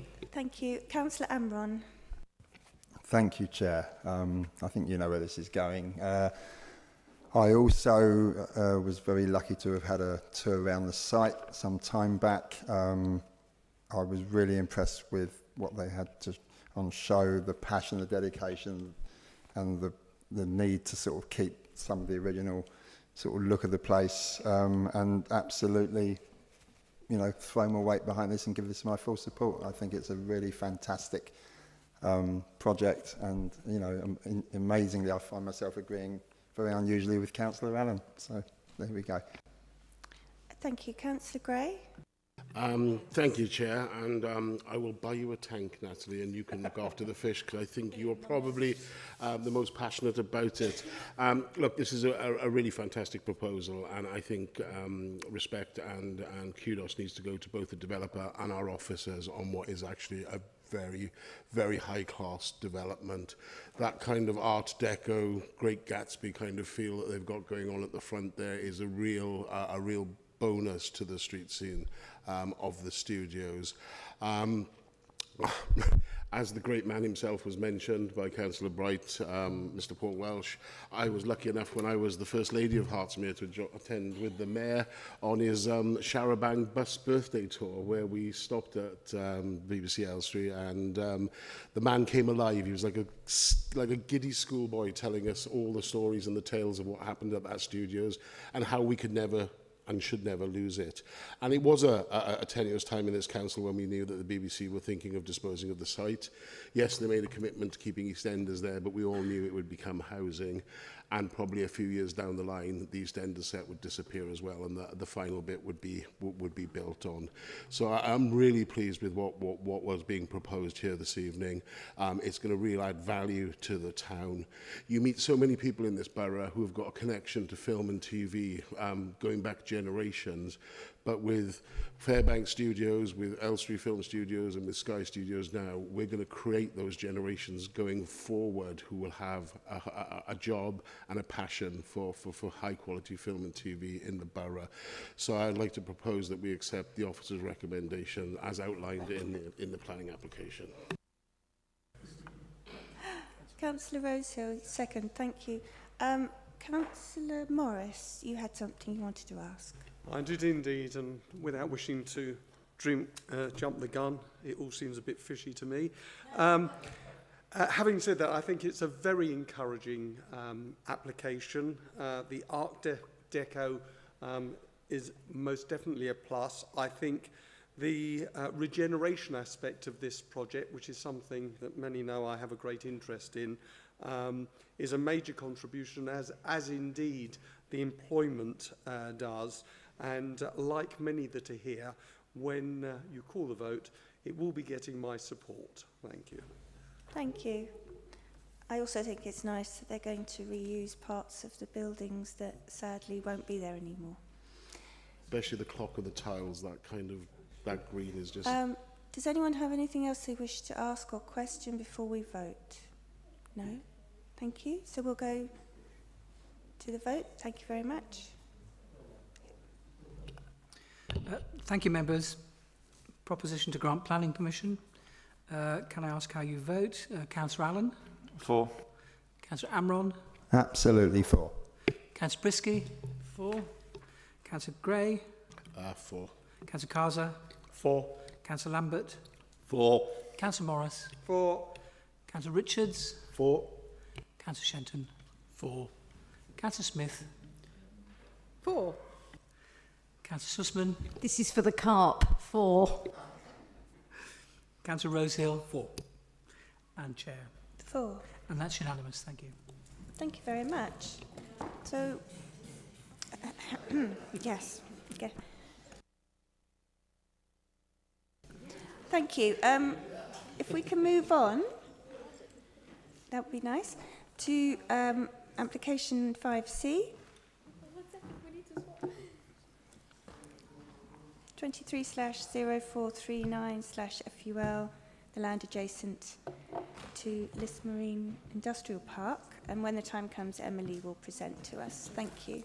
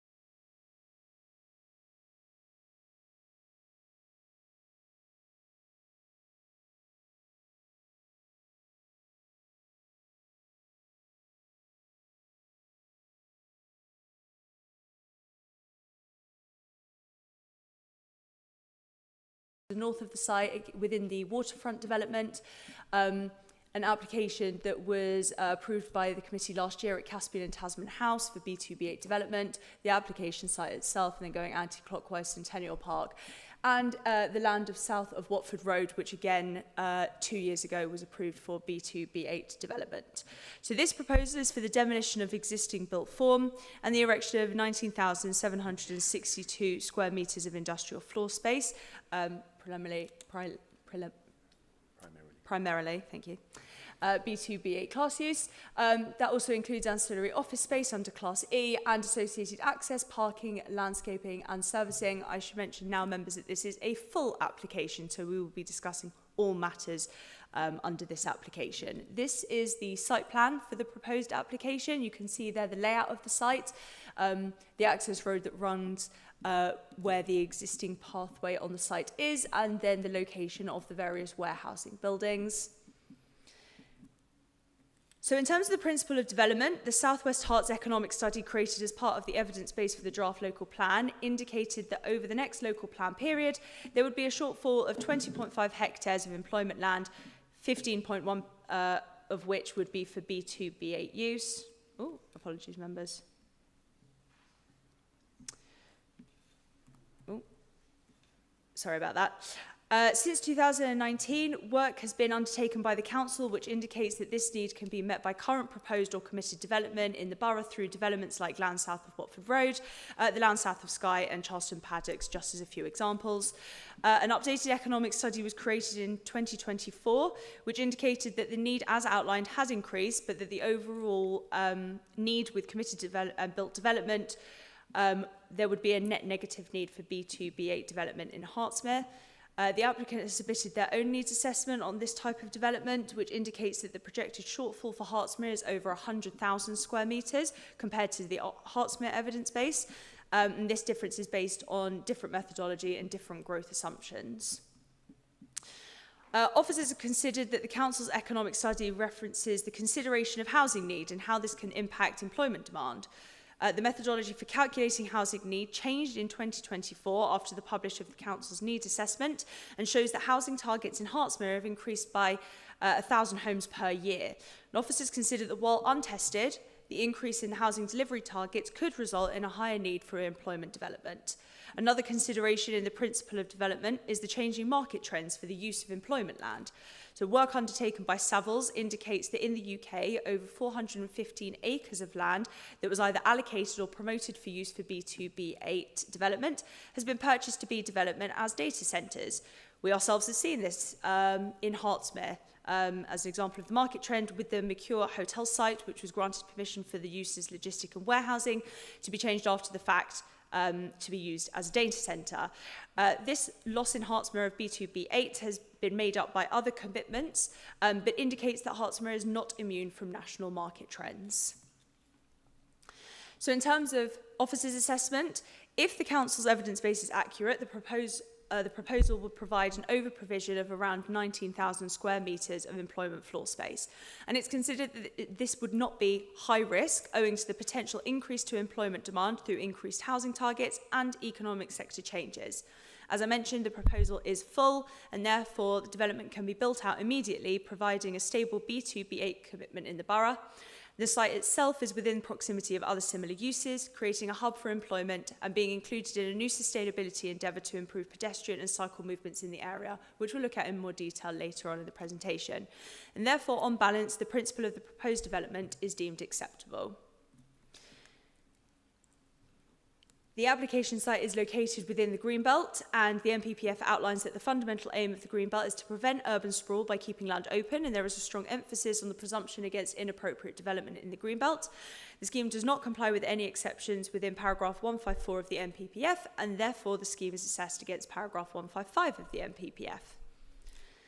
So this paragraph states that development should not be regarded as inappropriate where certain criteria apply, and you can see that criteria on the screen. Officers made a full assessment of the site within the committee report, and while the site is considered to fall under grey belt land, i.e. it would meet purposes A and B moderately and would not meet purpose D, the proposal would not meet an unmet need for development, as it would provide an over-provision of this type of development, and therefore officers have to conclude that the proposal would not comply with any exceptions to development in the Greenbelt. In this case, the proposal would not comply with any of the exceptions and the scheme is considered an inappropriate development, and therefore paragraph 153 of the NPPF states that the scheme should not be approved unless there are very special circumstances which would clearly and demonstrably outweigh the harm to the greenbelt and any other harm identified. So we'll now go through the assessment in terms of inappropriate development in the greenbelt. So we first looked at harm in the greenbelt. So in terms of spatial harm, as I mentioned, 15% of the site comprises previously developed land, but the proposal would introduce 13 warehouse buildings and hard standing to the site, which is currently an open field, and therefore there will inevitably be a spatial impact on the greenbelt. Then in terms of visual harm, the landscape officer has considered the LVIA that was submitted with the application and have disagreed with the conclusions with regards to sensitivity, which they want to do, but they have agreed that visual harm could be mitigated through additional screening and planting at the site. Officers have identified harm to the greenbelt by way of spatial and visual harm, which must carry substantial weight in the planning balance. We move on to design and character. The Principal Urban Design Officer worked very closely with the applicant on this design of the scheme and have responded positively to the final design, including the built form, massing, heights and finished design. The design officer has commented that the materiality of the buildings would be in keeping with the surrounding area and would be a positive addition to the area. The site would utilise the existing access along the north boundary of the site, making some alterations such as the expansion of the access to accommodate HGV vehicles. The Highways Officer has raised no concerns with regards to the access to the site. In terms of parking, for this development, the Parking Standards 2014 indicates that 494 car parking spaces should be provided. It's a little bit different in the Draft Sustainable Transport SPD that was formed in 2022. That indicates that between 263 and 364 car parking spaces should be provided. The scheme itself would include 264 car parking spaces, which is obviously a deficiency when compared to the Parking Standards 2014. However, it's considered that the site would be unlocked sustainably, and a travel plan that will be included in the Section 106 agreement would encourage trips away from the car, and therefore the shortfall is considered not to raise a concern in this case. With regards to other highways matters and vehicle movement, the transport assessment submitted with the application shows 152 vehicle trips in the morning and 136 vehicle movements in the evening. National Highways have raised no objection, but have proposed that a travel plan be implemented for 7 years to encourage sustainable travel and to relieve the pressure on the strategic road network. The county highways have raised concerns with some increase to waiting times on the A41 roundabout. However, as I mentioned, sustainable transport mechanisms and mechanisms with the travel plan will increase capacity to the junction, and there is no overall objection from the county council on this basis. In terms of sustainability, the application site would form part of a larger strategic travel action plan, whereby the proposed sites in the surrounding area, including the development at the waterfront and the land south of Watford Road, would be connected through a series of pathways that I've indicated here in red to connect all the developments and to allow for people to access Centennial Park in order to access bus stops within the site which extend to Stourmore and Edgware, as well as Boreham Wood and other areas within Hertsmere. The HBC Highways Officer has been supportive of this endeavour through previous planning applications and outlines that this sustainability mechanism will address the modal shift from the car to more sustainable transport methods. With regards to other planning matters, in terms of residential amenity, there have been no concerns raised by the Environmental Health Officer in terms of noise, air pollution or land contamination. With regards to the natural environment, there will be trees removed on the site, but proposed replanting would mitigate this loss, and there's been no objection from the Arboricultural Officer. There would be few ecological constraints on the site, and no objection has been raised for the Ecology Officer, and a 10% biodiversity net gain would be secured through conditions and Section 106. The site is located within Flood Zone 1, but it has been identified that there would be potential for surface water flooding. However, the LLFA have raised no objections, follows significant flood risk modelling subject to conditions. So as outlined, the site would comprise inappropriate development in the Greenbelt, and therefore, as per paragraph 153 of the NPPF, the benefits of the scheme must outweigh the harm to the Greenbelt and any other harm identified. So we'll just run through the benefits that the applicant has put forward and the weighting that we as officers have applied to them. So first of all, the reuse of previously developed land. As I mentioned, 15% of the site is previously developed land. And officers consider that land in the Greenbelt is likely to be built on to meet housing and employment targets, and therefore the reuse of any site that includes previously developed land has to be considered a benefit and should be afforded moderate weight. In terms of the need for non-data centre development, again, increased housing numbers may result in increased need for employment space, and economic trends show a move away from logistics and warehousing to data centre development. This site would provide a set of small to medium scale warehouse and logistics units, which, according to our Economic and Development Officer, there is currently an under provision for, and therefore, with all of that considered, this benefit is afforded significant weight. The Hertfordshire Local Enterprise Partnership, or the LEP, Strategic Economic Plan from 2017 identifies this area as a place to seek growth in employment and economic growth. The LEP Employment Site Strategy and Action Plan in 2020 identifies Centennial Park as having a close proximity to this corridor and recognises potential to expand the site for employment.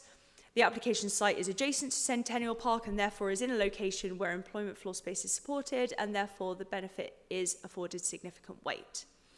In terms of connectivity, improvements to movement corridors between the sites within this area will create a modal shift from the car to sustainable travel. It will also create a sense of community between the sites through employees being able to move through the sites. Sustainable links are considered as a mitigation, but some benefit is recognised, and therefore the benefit is afforded limited weight. And then with regards to economic benefits, the construction period would create 181 full-time equivalent jobs per year and a capital investment of £1 million. In terms of the operational period, this would create 306 full-time equivalent jobs and 138 indirect and induced full-time equivalent jobs. The proposal could generate circa 21.8 million gross value added per annum, and therefore this benefit is considered with significant weight. As a summary, I've included the harm that's been identified from this scheme, which is the definitional harm to the greenbelt, which is given substantial weight, and the harm to greenbelt openness by way of spatial and visual harm, which is also afforded substantial weight. And then I've gone through a summary of the proposed benefits and the weighting that has been afforded. The proposed benefits, including the reuse of previously developed land, economic benefits and provision of employment land, are considered to outweigh the definitional harm and visual spatial harm to the greenbelt, and therefore officers have recommended the granting of this proposal. And just to conclude, these are some CGIs of what the site could look like. Thank you very much. We have a speaker, so can I please call Mr. Philip Lewis to speak for the application? Thank you, sir. You will have 3 minutes. Thank you. Just press the black button. Good evening, Madam Chair and members of the Planning Committee. My name is Philip Lewis and I represent the applicant. We've owned this land for over 20 years, and in 2021 we began a pre-app dialogue with your planning and design officers, followed by a detailed application for full planning permission submitted early in 2023, which is now here before you for determination. Over the last 2 or 3 years, we've worked diligently with your officers and now have their robust support for the detailed application before you.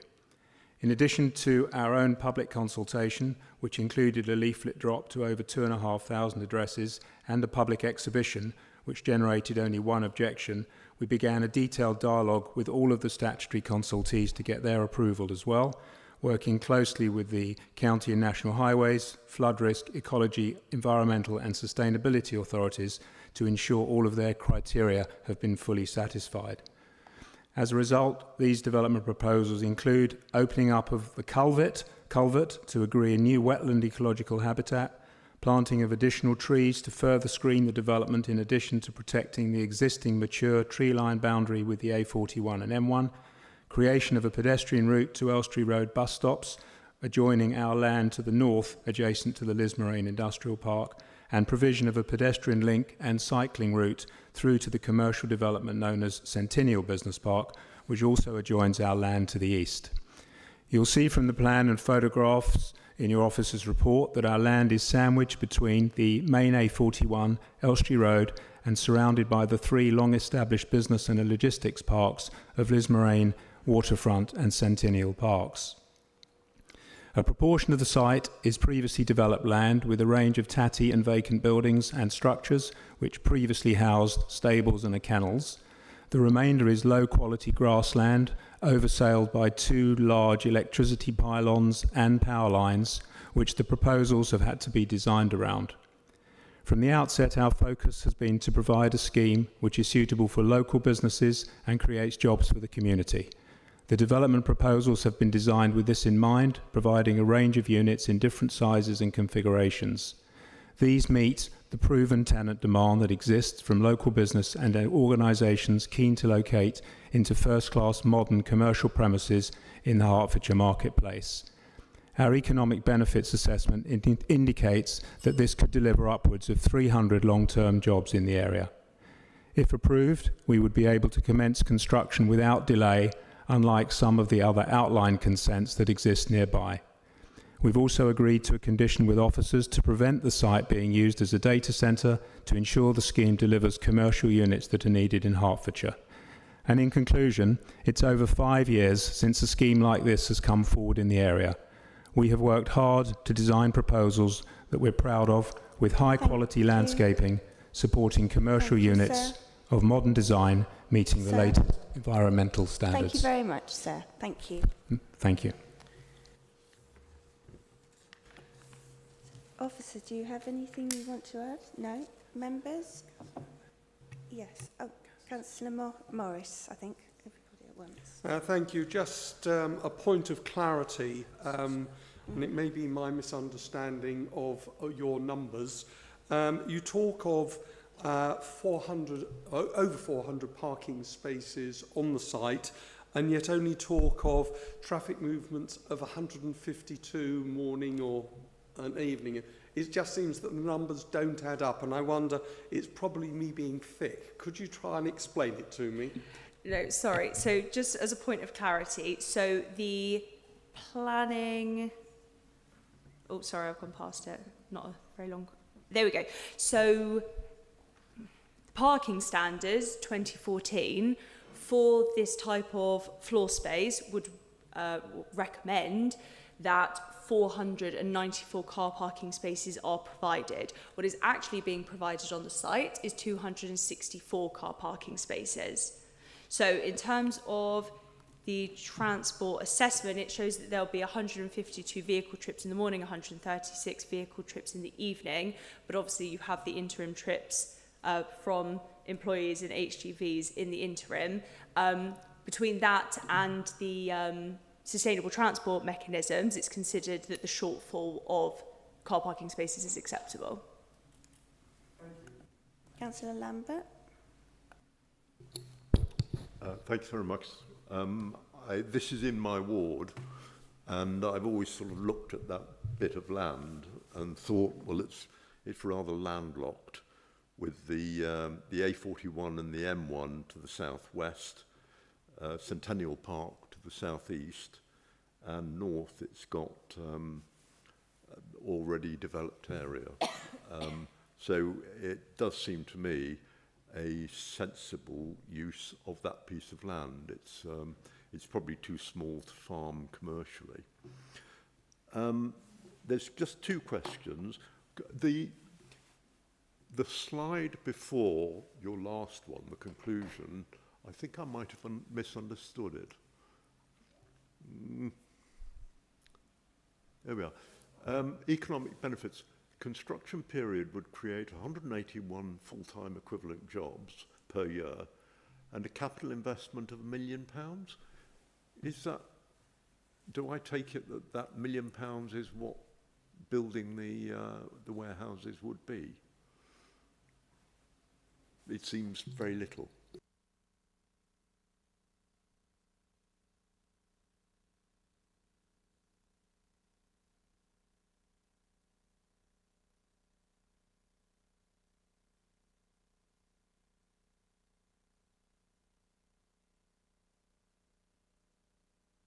Sorry, just bear with us one moment. We want to answer it as accurately as we can. So I don't want to jump in too early. I'm trying to get all the facts together first. Go with question 2. We'll try that one. Question 2 is about the horses. Okay. there are some there. I don't like any sort of recreational bit being done away with. Are the horses still on site? And then they're going to work there when it's built. Yes. So the site had been, the previously developed portion of the site had been used previously as a very small horse livery, so for the storage essentially of horses. The lease for that horse livery ended, I believe, in 2024. So there have been no horses on the site for nearly 2 years now. Thank you for that. So it's just £1 million. If you can build a warehouse like that size for £1 million, I'm going to invest.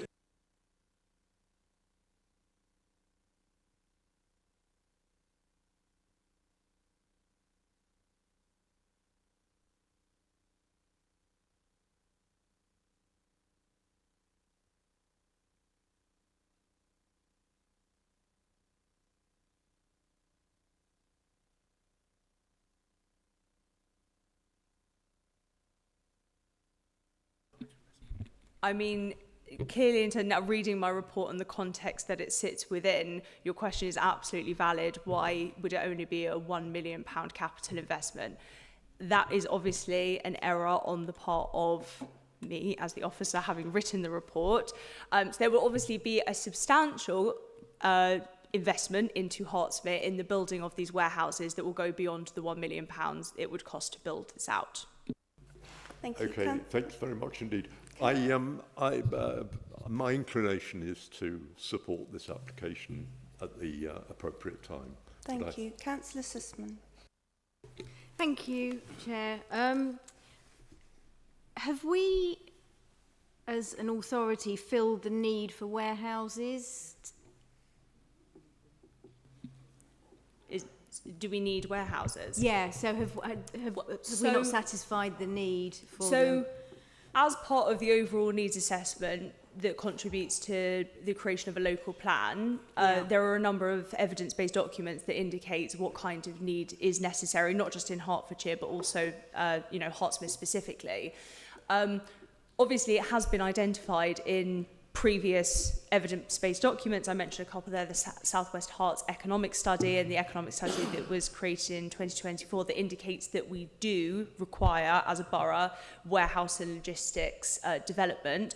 Obviously, as I mentioned, the information that we have from the 2024 evidence-based document or assessment indicates that with the development that has already been built or committed development, so for example, land south of Skye or land of Watford Road that has been given permission but only at outline and therefore still has reserved matters to go through, for example, hasn't actually begun being built out, that we would kind of reach that threshold to meet our need. In fact, actually, it would be a negative need.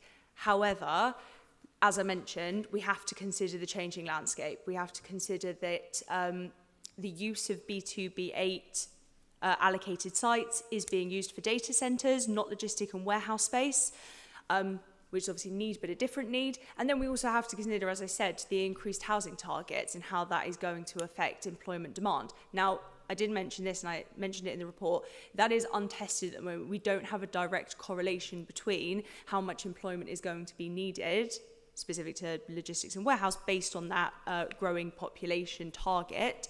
But as officers, we believe that it's reasonable to assume that there will be some. Councillor Thank Allen? you.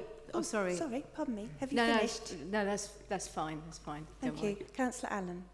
It is slightly difficult to visualise what's happening with the bigger picture of the A41 from Elstree to Bushy and also Elstree Road, because we keep giving permissions for these things and they don't get built, as was alluded to. So the Mercure Hotel, the Animal Centre, Elton Way, they came back and changed it, and the one by the reservoir, none of them have even been started yet.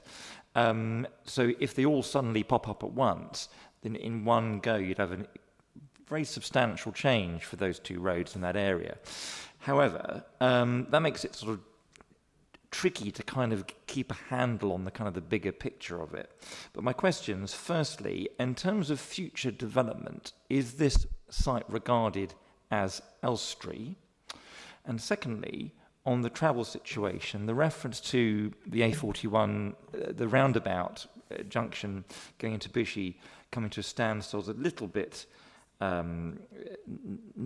suboptimal, but maybe not a lot we can do about that. The travel plan is a little bit hard to swallow because to get to the bus stop, you'd have to essentially walk an entire junction of the A41 to get up to the petrol station at the top of Centennial Park. I don't think many people will walk that far. So what I'm getting at is, and apologies if this is in there and I didn't see it, is there any S106 money here going to buses? And although there may never be enough to get a bus route that serves that spot, it will help the wider area. If that's in there and I missed it, I apologise. If it's not there, could we add it? So a few questions there. Easiest one, yes, this is Elstree. Oh. In terms of, sorry, bear with. Yeah. So in terms of the contributions towards highways, yes, there will be a Strand 2 contribution towards to the Highways Authority. I believe, off the top of my head, that's around £300,000. So we would have the infrastructure that I've indicated in this picture here, which is the sustainable transport links. As you've mentioned, there is obviously a great concern about people having to walk around that junction to get from the site, essentially down Watford Road and then down the A41 branch to where the bus stop is located, which is why we feel this is a very appropriate response to the area and having so much development come forward in the same location, is that we could actually encourage those the developers bringing forward the site to interconnect the site so that anybody accessing Centennial Park can also access the other sites, making it much safer for people to travel around that area. And that's something that HCC Highways have been really supportive of. So we have that measure in place. And then, sorry, like I said, there is a Strand 2 contribution that will go to County Highways, which goes to effectively their local plan, package plan. In this case, it would be the package 22, and it's related to Elstree and Boreham Wood, and part of that would be that money gets spent on bus stop services and improvements. Did I answer all the questions? Okay, thanks. Thank you. Councillor Gray. Thank you, Chair, and maybe a little bit disappointing there's no horses on the site. I know a council not too far away that might adopt them. We could have some fish, we could have some horses, we could... a couple more planning meetings in, we might have the Shenley Sussman Arc. You never know, it could work. Looking back to this application, no disrespect to the applicant, but it's a bit of a dog of a site, isn't it? Let's be fair about it. You're hemmed in on two sides by previous industrial developments, and then you have a road the other side, and this seems like an eminently sensible proposition that's coming before us. Councillor Lambert, I think, raised a valid point about the number of developments that we've given permission to that we haven't seen, but I really take some solace from the developer's speech to say that it's pretty much shovel ready, and if planning permission is granted this evening, construction will start quite quickly, which is good, because I want to see these things happen and not kind of land bank. So I am fully supportive of this application. I think it makes good use of a bit of poor land, what with being hemmed in, pylons running across it, etc. There's very little else that could be done here. So I think this is a good use of space, and I will be supporting. Thank you, Chair. Thank you very much. Councillor Kaza. Thank you, Chair. Actually, my question is, what I want to clarify is quite similar to what Councillor Allen actually mentioned regarding sustainable transport. And so I'd imagine that obviously we've dealt with the aspect of the 200-odd car spaces and so on. So any potential employee who wants to come by car, they're sorted. What of the people who want to come by local transport, especially buses, and especially any link into Centennial Park, and if there are any the potential of any local buses or maybe even TfL buses going through Centennial Park to make that journey a little easier? So the reason that we've concentrated the links in this area to Centennial Park is because there are already TfL services and bus services that run through Centennial Park. So I've been informed that the new 316 actually goes past this site, and so forms just like another way that people can get to the site. So people would have the option of getting the bus either from Watford Road, from within Centennial Park itself, or without Centennial Park, i.e. in the surrounding area, and that would be a lot more accessible through these sustainable transport corridors. Yes. Of course. Okay, then just a quick question. How far would if approved, how far would the new development be to the nearest bus stop within Centennial Park?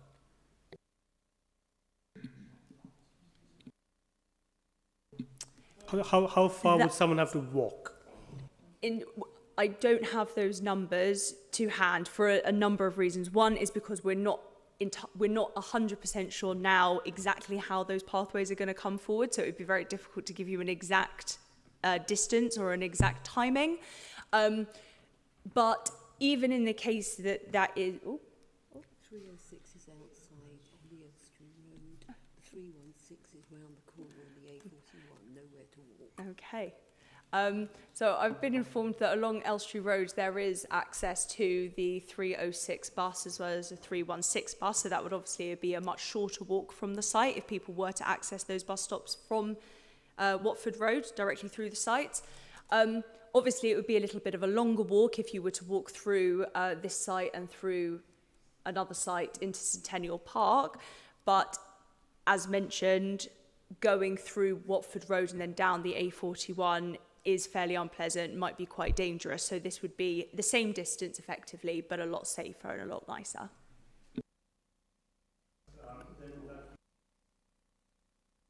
Thank you. Councillor Brisky. Thank you, Madam Chair. The points I want to make are fairly similar to the ones raised already by Councillors Lambert and Allen.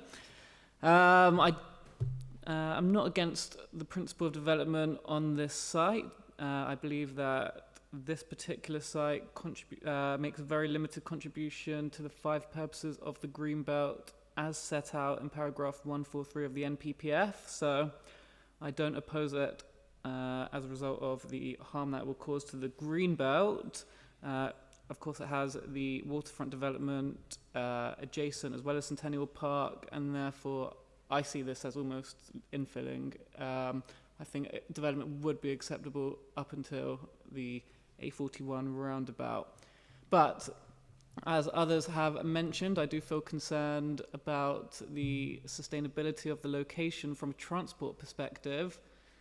I don't think we should kid ourselves about the fact that as an industrial development, there will be very, very few people travelling to this site by bus. Councillor Kaza asked how long the walk to the bus stop is. I've looked it up. Although there's not the footpath currently, the current walk to the Centennial Park bus stop is 20 minutes. So I do not think many people are going to be getting the bus to the site. So I'm quite concerned about the precedent that we could set here by not requiring a larger number of parking spaces in accordance with this council's own policies. And I would possibly ask the committee to consider whether we could increase that number.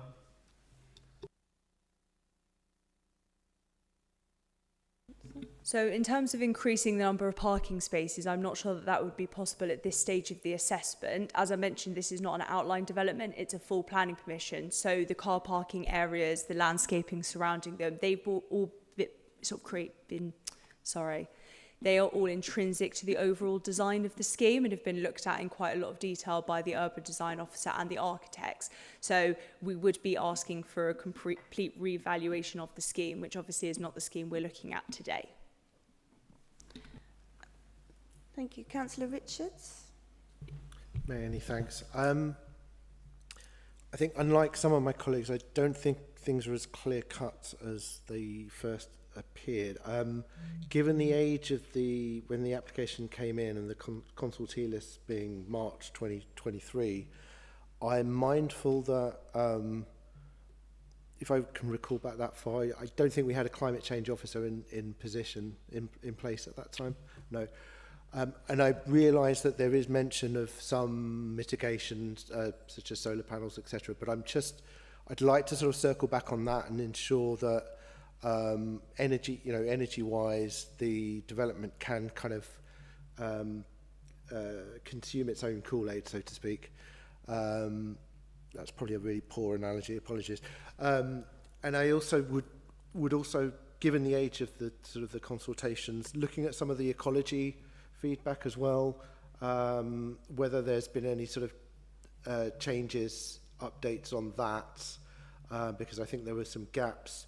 And apologies again if this was down to me not being at PTM, but I just would like to sort of dig into that a little before I can make get to an opinion.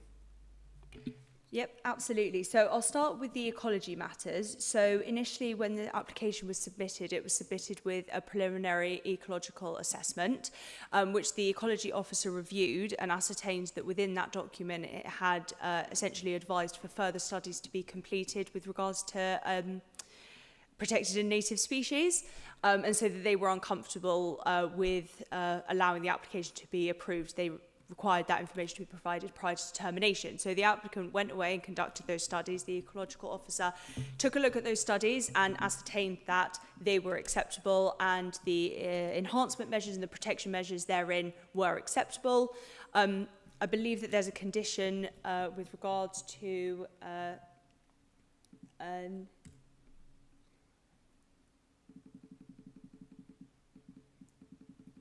well, regardless, there will be, sorry. So in addition to that, the applicant has provided enough sufficient information to indicate that 10% biodiversity net gain will also be brought onto the site. And with those two sort of elements being considered, the ecology officer withdrew their objection prior to the committee hearing this response. That was fairly recently. That was in 2024, so that was August last year. In terms of sustainability, as you can see from the report, there are a number of sustainability measures that are going to be implemented on the site. They have submitted a full energy and sustainability statement, which officers have looked through in comparison to similar development and similar mitigation measures that have been submitted therein, and considered that also to be sufficient to meet our relevant SPDs. Thank you. Councillor Rosehill. Thanks. I'm quite happy with this application, so I'm mindful. I don't know if anyone else has anything to ask, but I'm happy to propose that we accept this application. Thank you.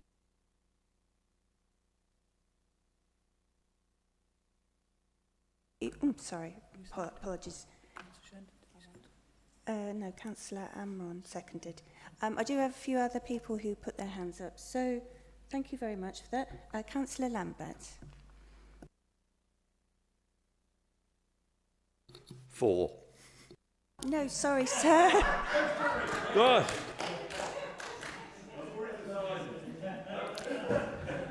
You had put your hand up to ask a question. You can't win, can you, Chair?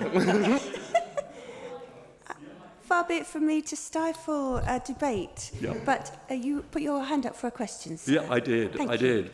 My question is about solar panels, because we haven't had those raised for a long time. This seems to be a sort of development where we could have solar panels on them, and I didn't manage to find anything in the report about solar panels. Are we going to be getting solar panels on the roofs? We are going to have solar panels on all of the roofs of the warehouses. Lovely. There you are. Thank you very much. Councillor Morris. Yes, I think I'm probably following a common thread here. I think it's, if you look at the site, I can only describe it as a bit of a dog of a site, and to have something put in there can only serve the community and the borough well, creating both employment. And if we are to believe the applicant that they are ready to roll on this, which is most unusual for many of the applications we got, because we seem to be approving applications that then developers on-sell. So on the basis that this is a ready-to-run application, I'm more than happy to support it. Thank you very much. So, as we've proposed and seconded, we can go to the vote. Thank you very much, members. Thank you, members. And I'm going to call out your names in turn and ask you how you vote. Councillor Allen. 4. Councillor Amron. 4. Councillor Brisky. 4. Councillor Gray. 4. Councillor Carser. 4. Councillor Morris. 4. Councillor Richards. Against. Councillor Rosehill. 4. Councillor Shenton. Councillor Smith. 4. Councillor Sussman. 4. Councillor Lambert. 4 again. And Chair. 4. That gets carried. Thank you, Chairman. Thank you very much. We move on to the next application, which is 5D, 25/1053/ADV, an advertisement board at junction of Centenary Place and Shenley Road. And I'll invite Caitlin to present. Thank you very much.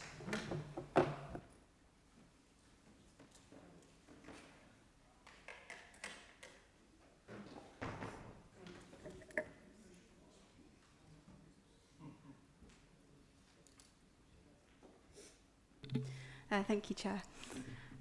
So I am presenting, advertisement board at junction of Centenary Place and Shenley Road. So here are the aerial and site plans of the site. The existing totem sign to be replaced is circled in red here, and it is located on Shenley Road High Street at the junction with Centenary Place, which leads to the point where the Real Cinema and Pure Gym is. It is also within close proximity to the locally listed All Saints Church, and the street consists of commercial units such as retail, restaurants, takeaways, hairdressers, banks, etc., which are predominantly on the ground floor level, with the residential units at first floor and above. So the application is for advertisement consent for the installation of a double-sided LED screen on a 2.3 metre pole for the purposes of displaying council information and promotional content to replace the existing totem sign. So therefore the reason it has been brought to committee is because Hertsmere Borough Council are the applicant. So here are a couple of site photos, if you're not already familiar with, of the existing totem sign. Here are the existing and proposed street scenes, which illustrates the reduction in height by 1.5 metres and the overall scale of the replacement double-sided LED screen, which is to be located in the same position as the totem sign. The screens itself will be facing the top and bottom of the high street and would not be directly facing into the windows of the residential units on either side of the road. So here you can see again the proposed elevation of the LED screen. As you can see, it would be on a 2.3 metre high stand to allow the free flow of pedestrian movement around the screen and on the highway. The proposed screen would be internally statically illuminated and would be used for the purposes, as I said, of displaying council information and promotional content. Here are some illustrative examples of some of the content that could be displayed. So therefore, with regards to the assessment, there are no concerns with regards to the impact on the character and appearance, with the prevailing character of the site being urban and commercial, with a high level of visual activity and illumination extending into the evening hours. The proposed advertisement would be located within the setting of the locally listed church. The Heritage Officer was consulted, and it concluded that it would result in some harm to the locally listed building, but at the lowest end of the scale. And therefore, in line with policy, an unbalanced judgment was made, and in this case it was considered acceptable. No impact on residential amenity, with environmental health raising no objection in relation to any lighting overspill into the residential units. The applicant did confirm that where any complaints are received due to the brightness of the LED screens to environmental health, the brightness can be adjusted and reduced accordingly to resolve the issue when the screen is already in situ. Highways has also had no objections, and the recommended informatives have also been attached. So therefore, his recommendation is to grant advertisement consent subject to conditions. Thank you. Thank you very much. So we don't have any members of the public or advocates. Can I ask if there are any questions. Yes, Councillor Brisky. Thank you, Madam Chair. The officer just said that, showed the examples of what will be displayed on the screen.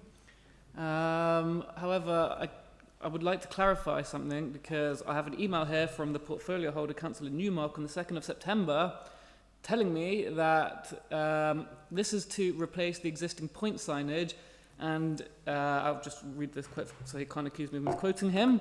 The council, as landlord, received a number of complaints from tenants on the site about the tired and dilapidated state of the signage.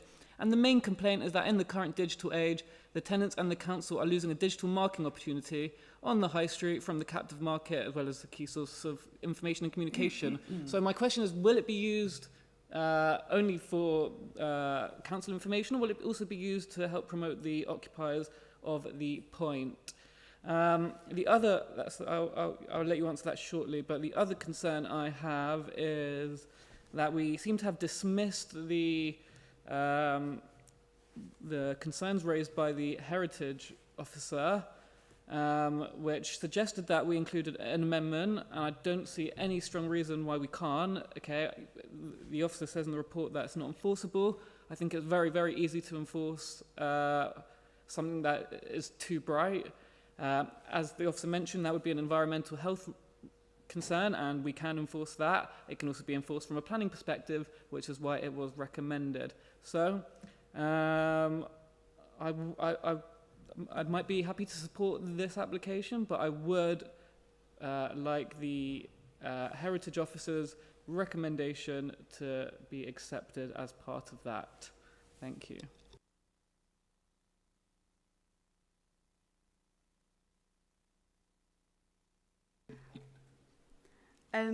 So in terms of your first point, so the development description reads as installation of double-sided LED screen on a 2.3 metre pole for the purposes of displaying council information and promotional content.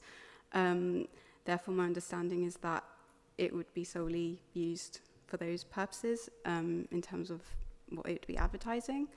In terms of your question about the Heritage Officer's recommended condition. So the condition related to limiting the screen's maximum luminance during the hours of darkness. And officers considered that this wouldn't meet the 6 tests as per the MPPF due to the issues with enforceability.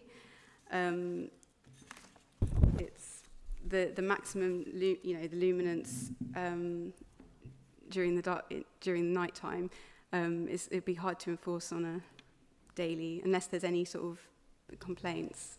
Then why have we been advised just now to refer any complaints to environmental health if it can't be enforced?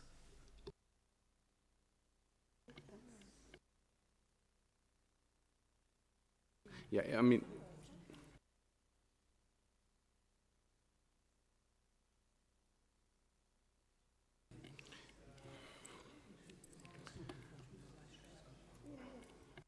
Madam Chair, I don't think it's going to be that controversial to include this this recommended condition. Okay, I would propose, as part of any proposal, that we include that. Thank you. No, it's a very good point. I will refer to the officers. yeah, we've had a discussion with our environmental health colleagues about the particular condition, and they have advised us that the way these structures and the displays are designed, they can be obviously turned down in terms of the light that's emitted, and should complaints arrive, they can use environmental health legislation to insist on that being turned down, which is separate from planning legislation. So it can be controlled via environmental health legislation. Thank you. Well, in that case, I will probably be submitting a complaint when this is installed in order to ensure that environmental health officers use their statutory powers to comply with the recommendation as set out by the Heritage Officer to protect All Saints Church. Thank you. Councillor Morris. Thank you. One is a minor point, just that if we were being presented with the examples, it would have been helpful to have them in landscape as opposed to portrait. because there is no relevance between them. But having said that, I'm quite happy to discuss the proposal presented. We did actually discuss the very point that is being raised regarding illumination and the potential impact on immediate neighbours, which is, I believe, why we were told a few moments ago that they can be adjusted. I have got experience of this, and I would be more than happy to leave the problem with environmental health, because if you do get complaints, I'm sure as a council-owned asset, they will turn it down. So at the right time, I'm more than happy to propose the officer's recommendation. Thank you very much. Councillor Sussman, did you wish to make a comment? Thank you, Chair.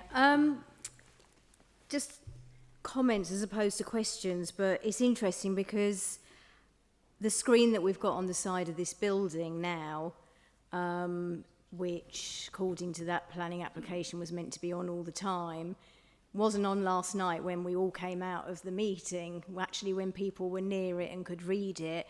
And I do think that that particular screen is too small for the purpose that it was meant for.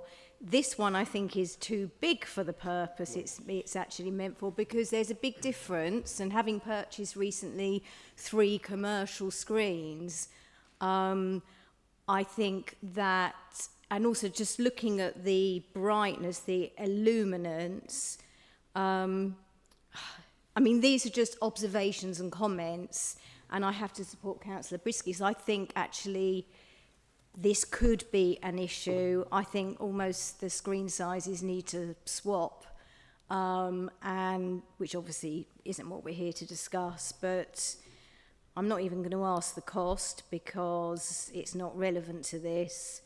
But sorry, Councillor Gray? This is advertising consent only. Okay, but I'm just making an observation because we are spending money on something, and I think it should be as effective as possible without incurring complaints and things. Absolutely, yes. So I've just made that observation. Thank you. No, thank you very much. They are noted. Does anyone have anything else they wish to raise? Yes, Councillor Gray. Oh, sorry. Thank you, Chair. And I think this is a cracking idea. It allows us to get council messaging out there. It's a very kind of useful tool to have in our armoury. And also, these are just examples of the type of stuff that's going on there. I actually have no issues if the real want to make use of it, to be perfectly honest with you. It's a council-owned building, and we as a council pumped a lot of money into saving the only cinema in Boreham Wood, the home of film and TV. So if they want to advertise what films are going to be shown there, I would welcome that, and I will be fully supporting this.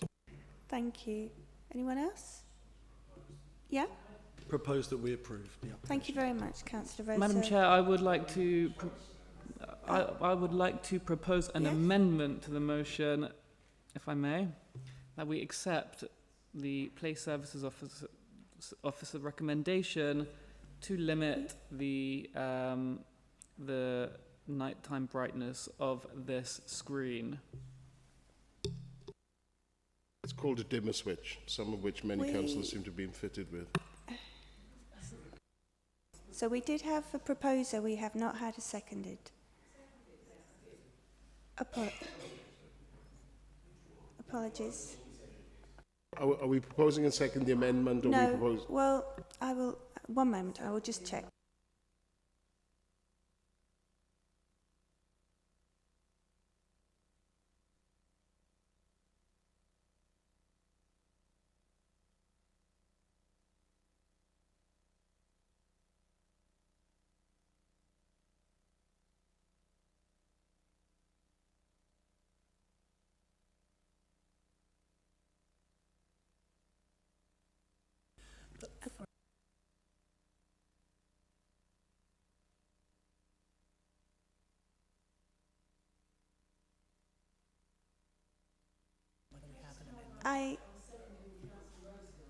Yes, you are, yes. I'm just checking whether or not, if we vote as the proposal is right now, and we can then vote on the proposal to amend, whether or not the amendment is actually feasible to implement. That's what I'm checking. Thank you. Thank you, Councillor Green. Oh, yes, sorry. No, I'll answer this. Sorry. Oh, Caitlin, you can if you want. No. going back to Caitlin's report and what she said earlier, yes, condition was recommended by the heritage officer, but as explained in the report, we don't feel that the condition will meet the tests. As I explained, it can be controlled by environmental health legislation, i.e. the dimmer switch. If there is an issue, complaints do come in, and therefore we don't see it's necessary to do so. So the answer is no. We don't think it would be practical. So I propose that we vote on the proposal as it stands now. Thank you. Ollie, let's vote. Go for the vote. Thank you. Thank you. This is a proposal to grant permission as per the officer recommendation. Councillor Allen, how do you vote? For. Councillor Amron? For. Councillor Gray? For. Councillor Carser? For. Councillor Lambert? For. Councillor Morris? For. Councillor Richards? For. Councillor Rosehill? For. Councillor Shelton? Councillor Smith? For. Councillor Sussman? For. Councillor Brisky? For. And Chair. 4. That's unanimous. Thank you, members. Thank you very much. Item 6 is planning appeals. Can everyone confirm they have received their current list of planning appeal? Thank you. Item 7 is any business the chair considers urgent, which there isn't. And item 8 is the date of future meeting. Can I call to your attention the next planning meeting is the 30th of September. And I close the meeting at 10:04. Thank you very much.